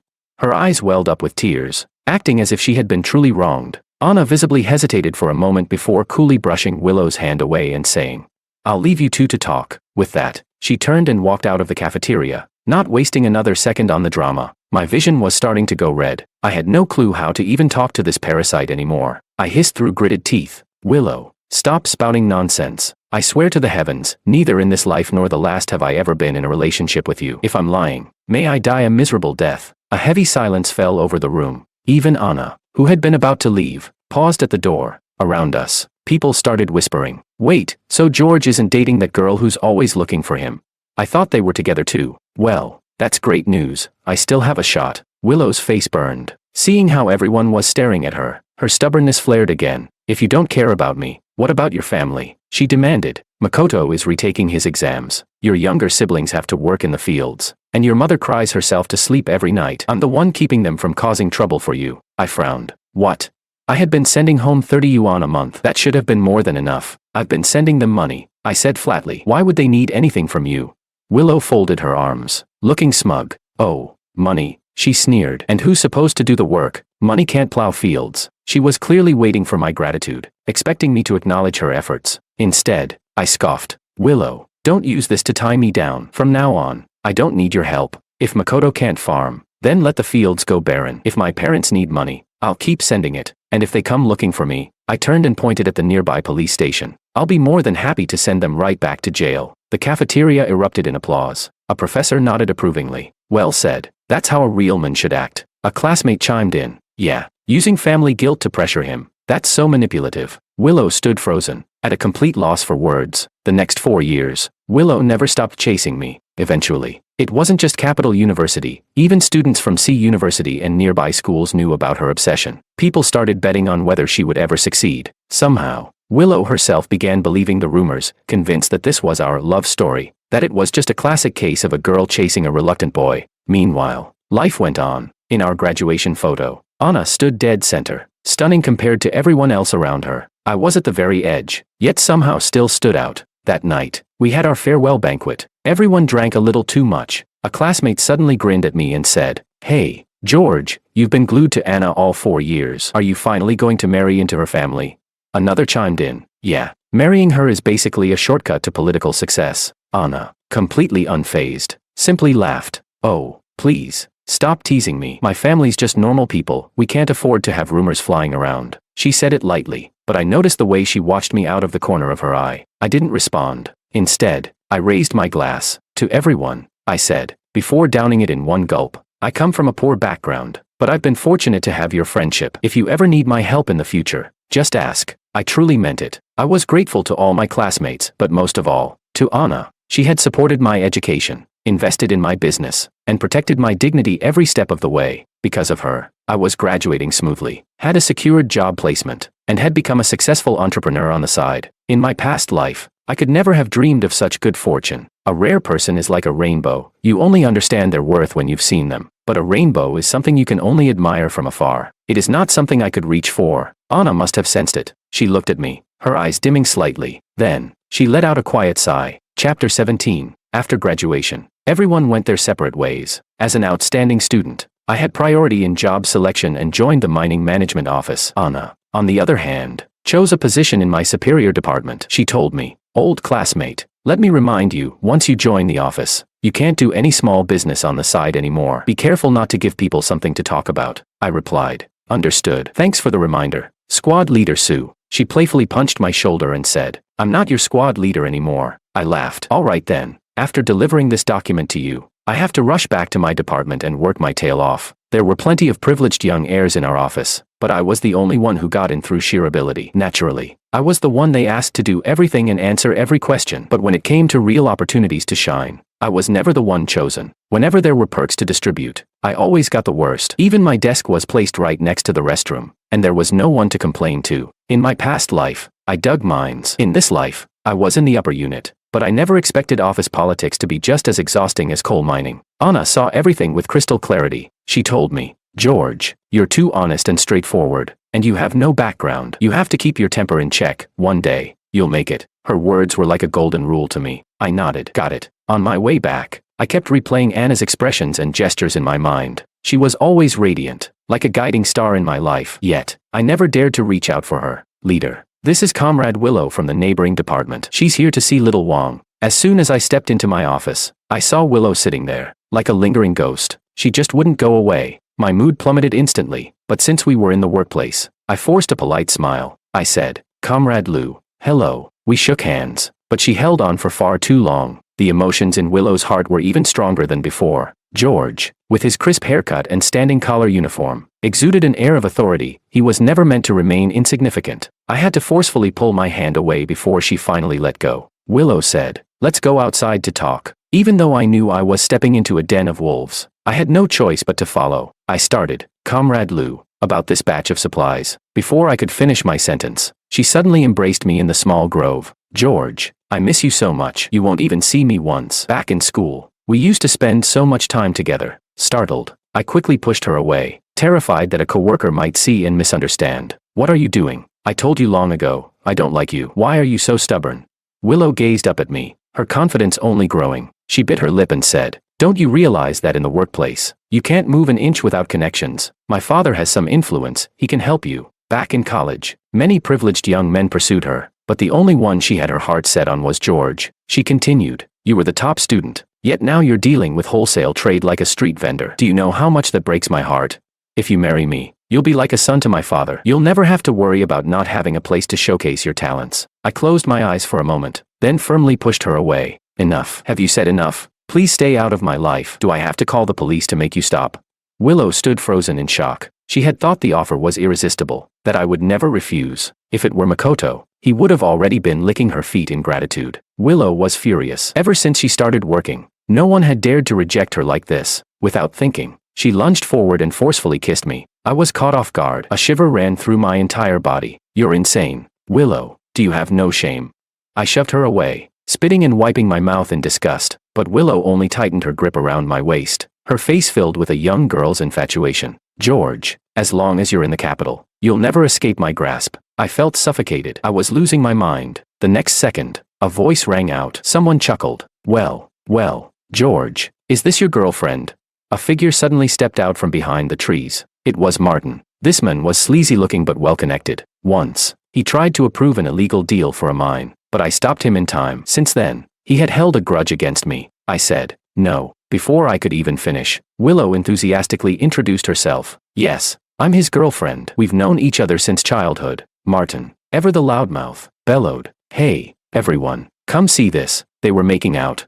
Chapter 18. Willow hadn't expected things to turn out like this and immediately panicked. My section chief and director rushed out. The director smirked. George, you really are popular with the ladies. Yesterday it was Miss Sue. Today it's Miss Lou. The section chief frowned. Getting involved in workplace romance. What kind of image do you think you're giving off? Caught red-handed. I could only take the scolding. I said, I'm sorry, it was my fault. Only then did Willow realize she had caused trouble again. But unlike with me, she had no patience for them. She scoffed. Fault? Do you even know who my father is? You'd better show George some respect. That really set me off. I was a man. If I needed a woman to speak up for me, what dignity would I have left in the office? I barked. Willow, get lost. Willow was stunned. She was trying to help me. So why was I lashing out at her? She asked in disbelief. Who do you think you're talking to? The surrounding leaders were also taken aback. They knew Miss Lou had powerful connections, but they never expected me to be able to put her in her place. I repeated myself, yelling, I told you to get the hell out. Are you deaf? Willow, furious and on the verge of tears, stormed into her car. She had half expected me to stop her, but when she turned around, I had already disappeared. Sitting in the car, she kept replaying the incident in her head, and then a sudden thought struck her. Who was this Miss Sue? She ordered, Tom, investigate if there's a woman named Sue around George. After a long search, her driver finally gave a conclusion. Back in university, George's class monitor was named Anna Sue. She's someone we can't afford to mess with. Willow frowned. Can't afford to mess with. She wasn't convinced. Then, she remembered. She had once had a meal with Anna and George during university. It was hard to believe there was anyone out there she couldn't touch. But no matter how powerful Anna was, she hadn't done anything to help George. It was Willow who was actually doing something for him. She was the one who had the right to be his girlfriend. She instructed, contact George's superior. Give him a little nudge. After all, George was just a commoner. No matter how smart he was, he didn't understand the art of networking. Only when he started receiving tangible benefits would he realize the importance of having the right people around. A few days later, my desk was suddenly moved away from its spot near the restroom. My boss even started acting a little more deferential toward me. I went from being swamped with work to having nothing to do, sitting idly all day long. Just as I was feeling suspicious, Martin slid into the seat beside me in the cafeteria, carrying his meal tray. He sneered, George, enjoying your sugar mommy's favors? I was baffled. What the hell are you talking about? In the next second, Martin flipped my tray onto the table, spilling food all over me. Clenching his teeth, he growled, don't play dumb with me. I'm doing all your work now, all because your dear Miss Lou pulled some strings for you. My face burned with rage. I snapped, what the hell are you talking about? What does she have to do with this? Martin let out a mocking laugh. Oh, come on with your looks. It's a waste for you to just be a freeloader. You'd make a perfect kept boy. That was it. I had reached my breaking point. I threw a punch, roaring, screw you. One punch after another. I vented every bit of frustration that had been bottled up inside me, but I knew exactly what I was doing. I had lived 2 lives. I wasn't someone ruled by impulse. My ambitions and ideals had nothing to do with this job. In fact, I felt completely suffocated by it, manipulated like a puppet on strings, unable to breathe. If I couldn't break free, I might as well walk away. By the time I was done, Martin couldn't even get up. I went straight to my superior's office and handed in my resignation. The leader looked troubled. I'm afraid Miss Lou won't agree to this. I scoffed. I don't care what she agrees to. What? Is she going to hold me here by force? Walking out of that office, I had never felt better. With my Zhongshan suit draped over my shoulders, I tilted my head back and gazed at the deep blue sky. David was waiting for me at the entrance, leaning against his beat-up van. He whistled when he saw me. I clapped him on the shoulder. Let's go have a drink. I'm officially unemployed now. David sighed. Brother, you were meant for greater things. I shook my head. I was always meant to go into business. I just spent 2 extra years in school. I had once dreamed of changing the world, of going back to my hometown and doing something big, proving to my parents that they had underestimated me. But reality had other plans. In this world, I couldn't escape office politics or social games. All I really wanted was for Willow to leave me alone, nothing more. The van rattled as it started up, the cargo in the back clanking noisily. I said, David, trust me, anyone who jumps into business now, even a pig, will be making money in a few years. Before I even finished my sentence, a Volga GAZ pulled up in front of us. Anna stepped out, her trench coat billowed like a banner in the wind, her hair flowing like a painting. She looked at me and said, "Where do you think you're going? I'm holding onto your resignation for now, don't do anything stupid." Chapter 19. Anna had always been meticulous in her work. As someone from my superior unit, she naturally saw my resignation notice. A job in this kind of workplace was an iron rice bowl. In the early 1980s, only an idiot would quit. She knew I had been constantly suppressed, but who hadn't gone through this kind of trial. She thought this was a great opportunity for me to toughen up. I usually seem to have a broad perspective, so why was I being so impulsive now? I said, "Squad leader Sue, you don't need to say anything. I'm very clear-headed. I'm not someone who plays political games, and I refuse to accept certain unwritten rules. What truly suits me is working for myself." Hearing this, Anna's furrowed brows smoothed out. She knew she hadn't misjudged me. Every step George took seemed calculated. He never needed anyone to arrange his path for him. That fool Willow, she had ruined his future. He would probably never forgive her for it. Anna nodded. "All right, since you've thought this through. You're going drinking, right? Count me in." I hesitated. Of course, I wanted to spend more time with Anna, but she was a lady of privilege. Was it really appropriate? David, however, was utterly shameless and said, let's go, my treat." With that, he pulled open the van door. I nearly popped my eyes out. Was he insane? Letting Anna ride in a rundown van, and in the back, with the cargo, was he treating her like freight? Anna was silent for nearly 10 seconds. Even my driver tilted his head at the scene, his expression dark as coal, helpless. I resigned myself to sitting in the back. I spread a magazine over the passenger seat and said, "Sit in the front." Anna gave a small, effortless smile. All right. We rattled our way to a state-run restaurant. David went all out, treating us to a good meal. Anna, being the only daughter of a military family, could handle her liquor well. In no time, she had both David and me drinking ourselves under the table. She was tipsy too, and under the influence of alcohol. While David was passed out, she leaned in and kissed me. I froze, turning to look at Anna. I didn't know what to say. How could I possibly deserve this? I wasn't oblivious to the fact that Anna saw me differently, but how could I ever live up to that?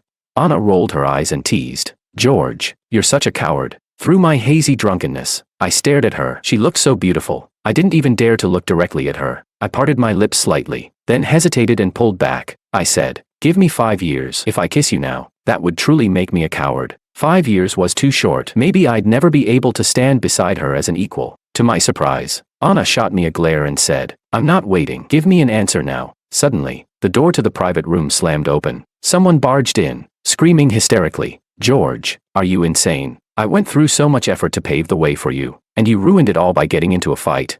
Willow. But the next second, she caught sight of the lipstick stain on my face. She froze for a moment, then shrieked, "You too, you're fooling around here." That word again. It had ruined my past life. It had almost ruined this one, and Willow still wasn't done. I snapped, "If you have something to say it to me." "What does Anna have to do with this? Do you just love ruining people's reputations?" I was anxious. What if Anna misunderstood?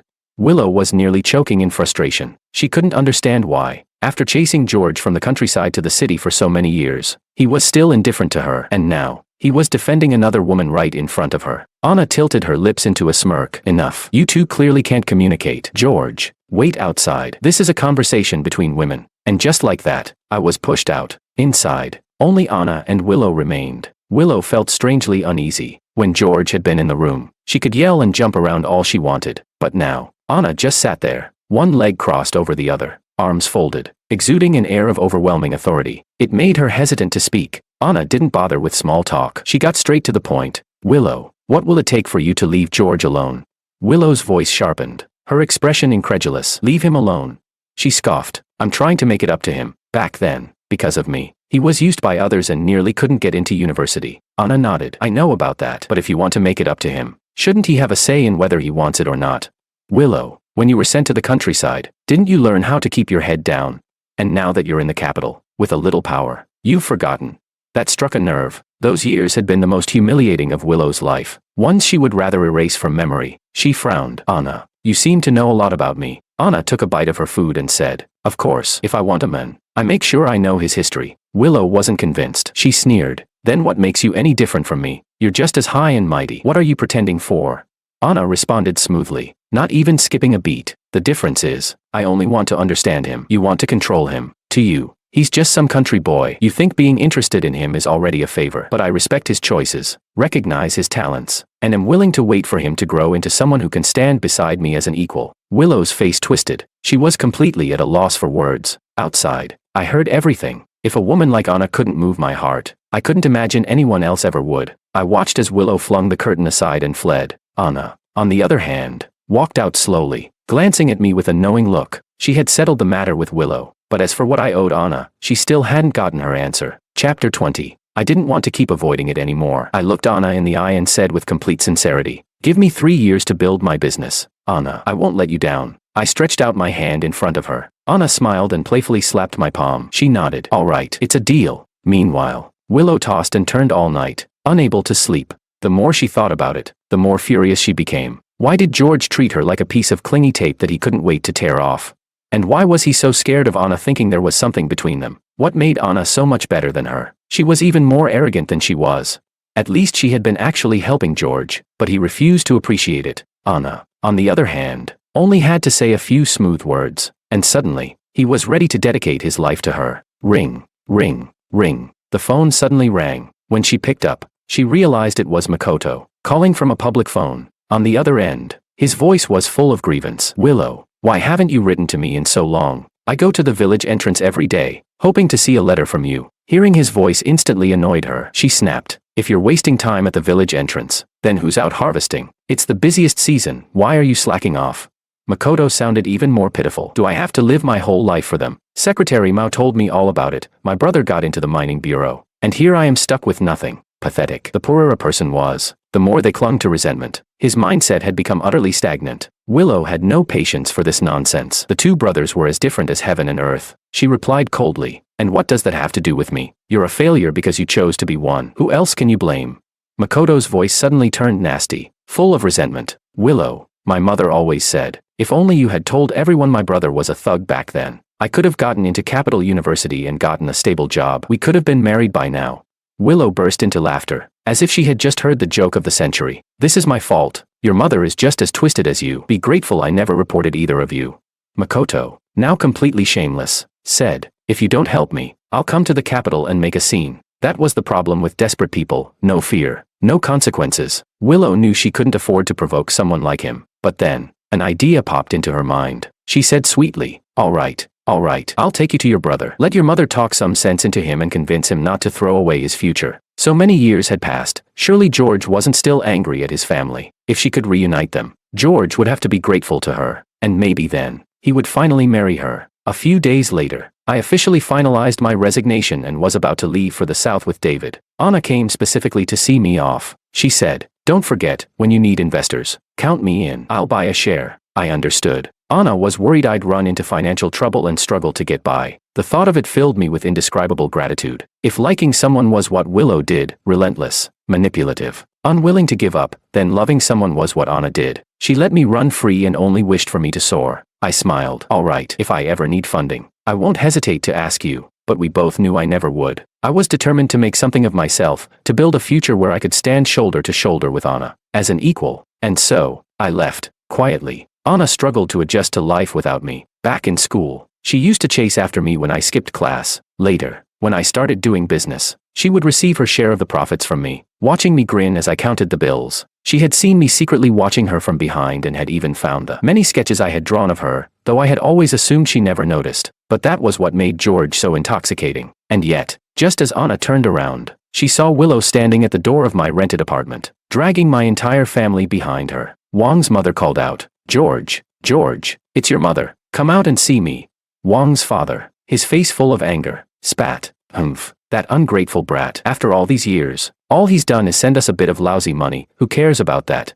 They banged on the door repeatedly, but there was no response. Makoto kept circling Willow like an annoying fly. "Are you sure my brother lives here? You're not lying to us, are you?" Willow, rolling her eyes in disgust, replied, "Of course. He's on suspension today. If he's not home, where else would he be?"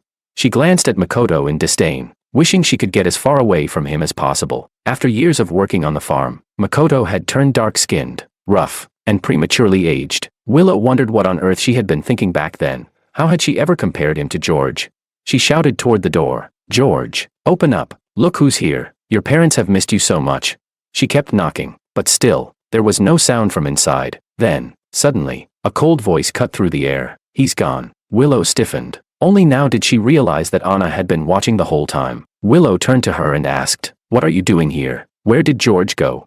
Anna stood tall, her high heels making her tower over Willow. She said, "Didn't you drive him away? What man can endure being called a freeloader?" Willow refused to believe it. That's nonsense. Why would he throw away such a great future? In Willow's world, she couldn't comprehend the idea of George choosing his own path instead of clinging to security. Anna had said enough. She turned on her heels and walked away. Willow stood frozen, left behind with the raging Wang family. Makoto's voice was sharp. "Did you really force my brother to leave?" Wang's mother snapped. "Don't talk nonsense. My son George was the top scholar, and he had a government job. Why would he ever be a freeloader?" "Willow, explain yourself." Willow had brought the Wang family here hoping to bind George to her. Instead, she had driven him away, and now, she had lit the fire under herself. She had to deal with this mess alone. Her face twisted with anger as she watched Anna walk away. This wasn't over. She ran after Anna, shouting, "Where did you take him? Bring him back."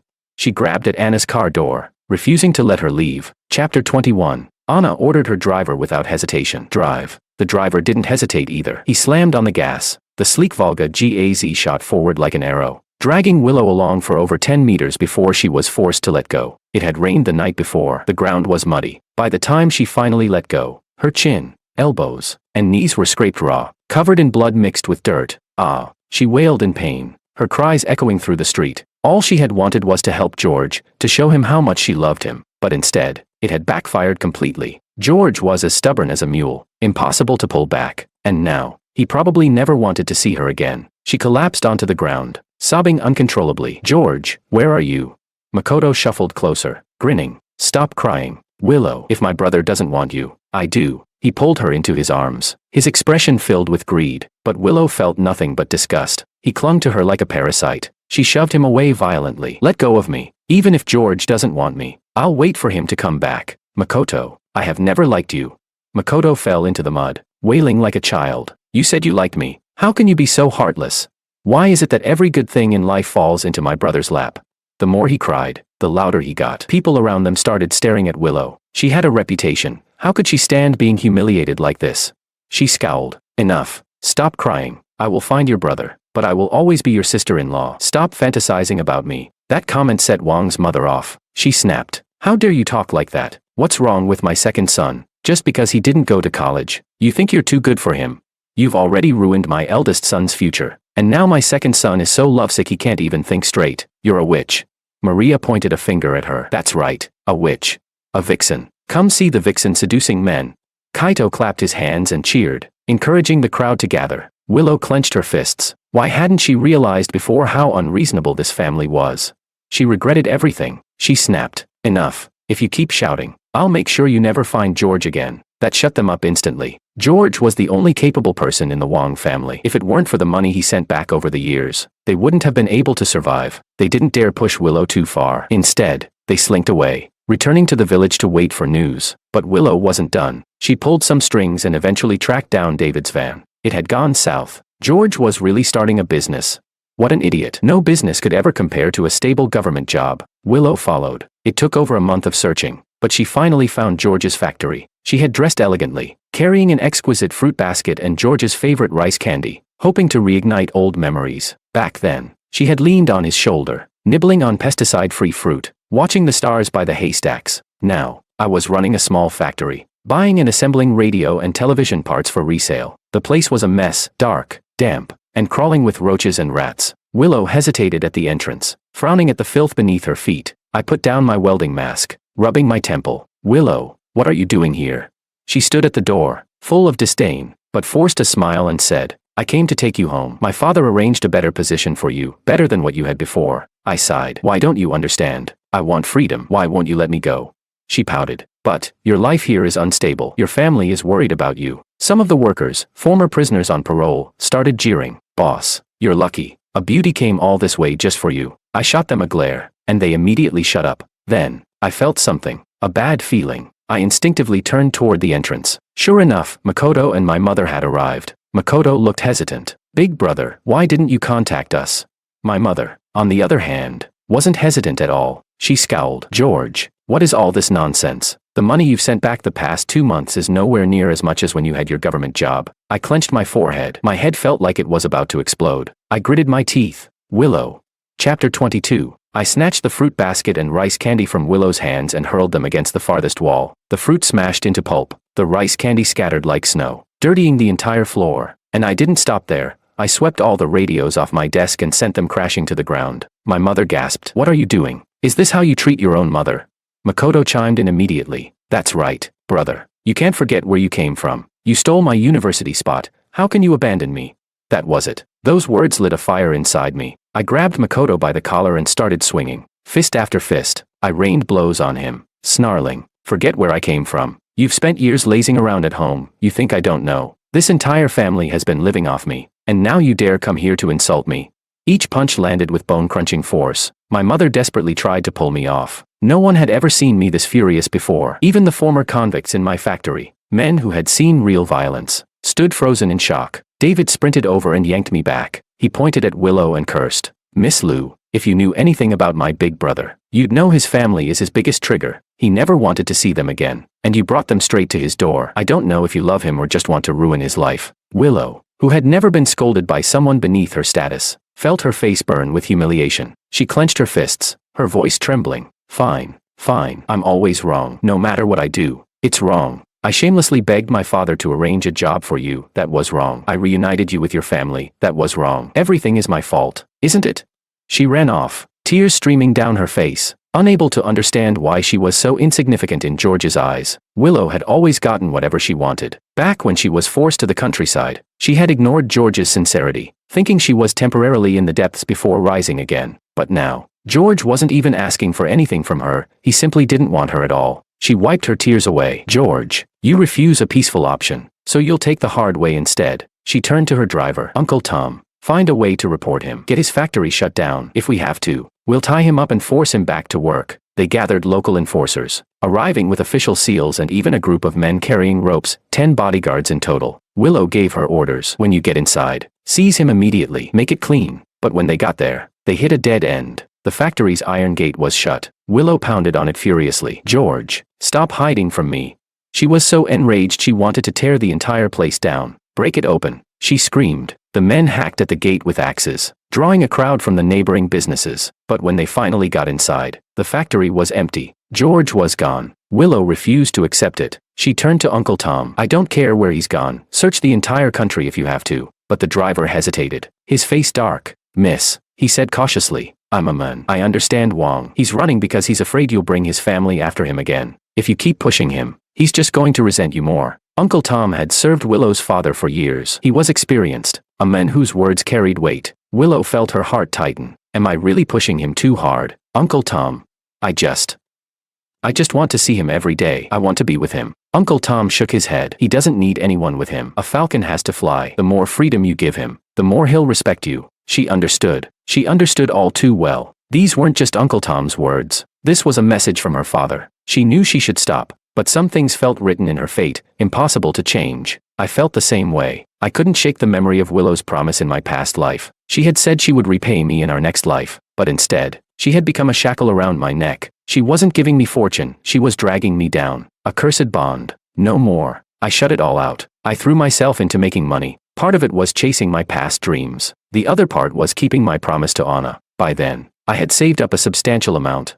I started stockpiling textiles, preparing to move them at the right moment. Sugar was another scarce commodity, so I bought it near state factories and even started cross-border trading. Simply put, I sold whatever was in demand. And David, he was a marketing genius. He even introduced lottery sales, making our business explode. People accused us of speculation, of disrupting the system. Many couldn't accept this bold new approach. But I wasn't just a businessman, I had a pen. I wrote a letter directly to the city officials. I argued that we were revitalizing the national economy, aligning with state policies, and following the tide of the times. This was the future, and it worked. The city leaders personally visited my factory. After their inspection, they gave me the green light to continue my operations unrestricted. That was the moment I knew I had won. I decided to take a bigger gamble. That year, I took over a coal mine. In an era of infrastructure expansion, nothing was in greater demand. The paperwork was finalized. The first thing I did, I called Anna. Chapter 23. 2 years had passed. I had been running around nonstop, getting involved in every profitable venture I could find, standing at the forefront of the times. I was a true pioneer of the 1980s. Anna was genuinely happy for me. Meanwhile, she had been promoted twice. Her future was limitless. She said, "Congratulations, Director Wang. On behalf of all our fellow mining students, I extend my sincere congratulations." Hearing her speak so formally made me feel strangely warm inside. I asked, "And what about you, personally? Don't you have anything else to say?" Anna laughed for a long moment before finally replying, "Very well. On behalf of myself, I express my admiration and regard for you." Though her words were upright and proper, they were sweeter to me than honey. I said, "Anna, I love you. One day, I'll bring mountains of gold and silver to your family and formally ask for your hand." Anna gave a soft hum of agreement. She said, "My father has heard of you. He says you have integrity, vision, and the courage to act, a man with real potential." I chuckled. "Is that so? Your father is truly perceptive." But as I sighed, I couldn't help but think of my own family, a complete disaster. I feared that one day, my past would taint my future with Anna, and as fate would have it, whatever you fear most always comes knocking. Just as my mining business was getting on track, my secretary walked into my office. "Sir, your family is here." The mine was only a few dozen miles from my hometown, the very same place where, in my past life, I had been a lowly miner. Now, the land belonged to me. Recently, I had been building schools and welfare homes in town. My reputation was growing. I had paved 30% of the roads in our district. And now, my mother had followed those roads straight to my doorstep. I felt my face go cold. I'm not seeing them, but I had underestimated my mother's persistence. I soon heard her shrieking, "Who dares stop me? I'm George's mother." She screamed and rolled on the ground until she finally forced her way into my office. The moment I saw her, I was stunned. She was only in her early 50s, yet she looked older than she had in my past life at 60. Her hair was almost completely white, and she was bent over, as if her back could no longer straighten. Even in my last life, when I had worked myself to death to care for them, I had never seen her like this. I asked, "What happened to you? What kind of work have you been doing? Haven't I sent enough money for you to hire help?" Without hesitation, she threw herself into my arms, sobbing, "Oh, my son, you don't know how much I've suffered. Why haven't you come to see me?" Then she told me everything. Makoto had gambled away all the money I sent home. Some local thugs had lured him to the gambling table. When he lost, he used my father's city apartment as collateral. Now, my younger sister had no home to move into for her marriage. No one was left to tend the family's land. So my mother had been forced to swing the hoe herself. I never expected this. In this life, since Makoto hadn't gone to university, he had turned into a gambler instead. In my past life, he had leeched off me. In this one, he leeched off our parents. She sobbed, "George, I regret everything. I can't believe I was so blind. I never saw that Makoto was a heartless wretch." I had been waiting for this moment. I had worked so hard just to hear these words. In my past life, I had given everything for my parents, only to die never hearing a single word of gratitude. Parents always favor the child who isn't around. But now, even after hearing her apology, I felt no satisfaction. I said, "Then I'll round up some men, smash that gambling den, and drag Makoto back to farm the land. That way, he can properly take care of you." I turned to my men. "Go, bring him back. Beat him until he learns his lesson. If he gambles again, break his fingers." But before my men could move, my mother stumbled forward, blocking their way. "No, no, no. He knows he was wrong. He's soft, he won't survive a beating." She clung to my sleeve and pleaded, "I don't mean anything else. Son, he just owes a few thousand yuan. Do you have anything in your account? Give me some money, and I'll pay off his debts." Chapter 24. I stared at my mother, a sharp, suffocating pain tightening in my chest. Even now, she was still indulging Makoto, trying to use my money to fill his bottomless pit of debt. I asked, "Mom, what did you just say? If we pay off his debts now, how the hell is he supposed to learn his lesson?" My mother pounded her chest twice, the thudding sound echoing through the room. She wailed, "Oh, it's all my fault. I didn't raise him right, but he's your younger brother. You two grew up wearing the same pair of pants. Can you really bear to hurt him?" I laughed coldly. "Yes, I can. Let's go. I'll personally go get him. I'd like to see just how sturdy his bones are." My mother's face twisted in shock. Her little guilt trip had completely failed. She was out of tricks. After all, she had only just come crawling back to recognize me as her son. She was already grateful that I wasn't bringing up how she had drugged me back then. How could she dare to act tough now? At the gambling den, I stormed in with my men and flipped every damn table. I dragged Makoto out, his face swollen and bruised from a prior beating. "You little bastard," I spat, yanking him up by his collar. "You had perfectly good land to farm, and instead, you're out here gambling." One of the gambling hall lackeys stepped forward to block me. "Who do you think you are? Do you even know who runs things around here?" I shoved him aside without hesitation. Who runs things? I kicked over a stool, my voice ice cold. All of you, come take a trip to the police station with me. Someone muttered in the background. That's Makoto's older brother. That's George. The gangster's bravado wavered slightly, but one of them still sneered. So what if he runs a mine? If he sends us to jail, his own brother is going down too. We're all tied to the same boat. What's there to be afraid of?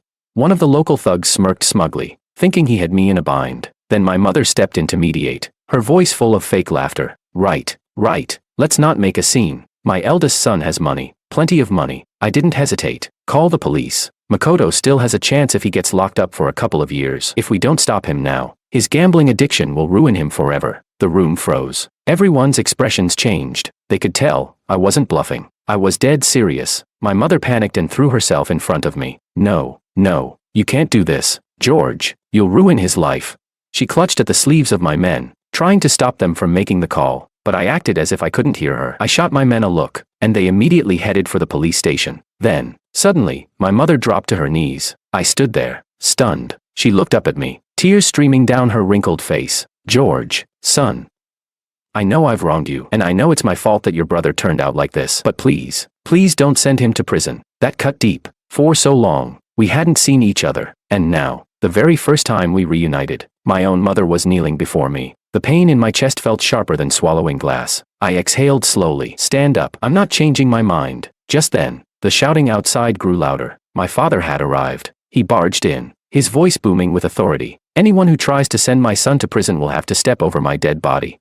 His sharp gaze fell on me. George, your brother was a premature baby. He was as small as a kitten when he was born. We struggled so hard to raise him, and now you want to throw him in jail. You disappeared for years, made your fortune, and now you can't even pay off his debt. If you don't, then we don't need a son like you.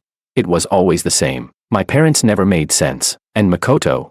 He sat on the floor, looking completely fearless. He smirked, his voice dripping with mockery. Dad, Mom, don't beg him. He doesn't care about me. He's just waiting for me to die. My fists clenched so tightly my nails dug into my palms. Every single person in this room was twisting the truth. It was like they had all agreed that I was the one in the wrong. I finally understood. It wasn't about money. It wasn't about power. They controlled me through my kindness and my love. And then, just when I thought things couldn't get worse, Willow stormed in. I was already at my breaking point. Seeing her just made everything worse. What? Was she trying to interfere with my family now too?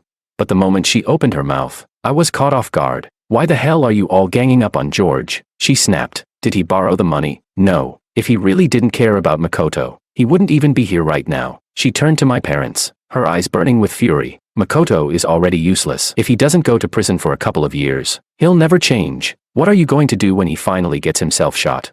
You're not helping him, you're killing him.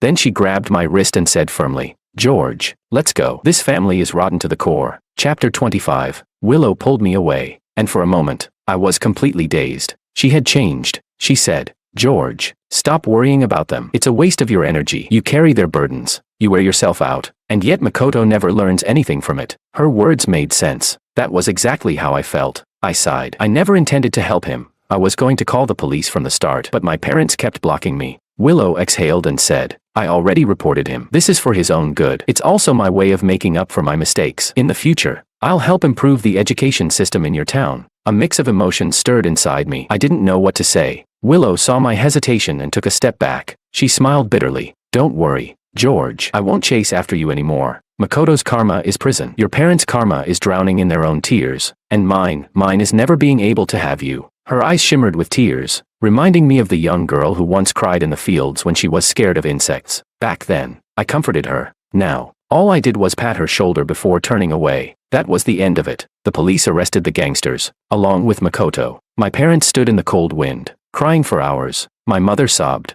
Oh, this is all our fault. If we had just sold the house to cover his debts, none of this would have happened. My father finally saw the truth. He had raised a brood of children, but the only truly capable one was his eldest son. He sighed and said, George, your younger brother and sister have moved to the city. Your mother and I only have you left now. Since you're back, why don't you stay for dinner? Let your mother cook for you. I rejected him without hesitation. No need. I'm busy. I'll eat at the mine. I turned around and walked straight to my Jeep. The engine roared to life, kicking up dust as I drove off. I didn't look back. I didn't forgive them. I didn't feel sorry for them. Not for anyone. Their cries disappeared beneath the rumble of the engine. My heart was as still as water. When I returned to the mine, I saw a red carpet laid out in the distance. At first, I thought it was for some government inspection, but then I noticed a woman standing at the end of the carpet, dressed in a white industrial uniform. Anna. The moment I recognized her, a huge grin spread across my face. All my anger and frustration vanished in an instant. I called out, "What are you doing here?" My voice shook from excitement. Anna smiled. "I missed you, so I came to visit." Then she pulled out a document and waved it in front of me. "Just kidding. I came to deliver this new welfare policy approval for you. The government is encouraging the rapid flow of resources." I took the document, glanced at it once, then tossed it onto my desk. I grinned. "So, you tricked me, but what if I really missed you? What then?" Anna's smile deepened. Without another word, we walked into my office together. The next moment, I couldn't hold back anymore. I wrapped my arms around Anna and pulled her tightly against me, like a drowning man clinging to driftwood. I whispered, "Anna, you're all I have." Anna patted my back gently, understanding the hardships I had endured. I reached into my desk drawer and pulled out a small box. I said, "This is for you. I was planning to give it to you when I returned to the capital, but I can't wait anymore. I want to hear you praise me." Anna let out a soft laugh and opened the box. Inside was a gold ring, modern in design, thick and heavy. She was startled. "This is. I bought it for you in the South. Do you like it?" I slid the ring onto her finger. A perfect fit. Anna blinked in surprise. "How did you know my ring size?"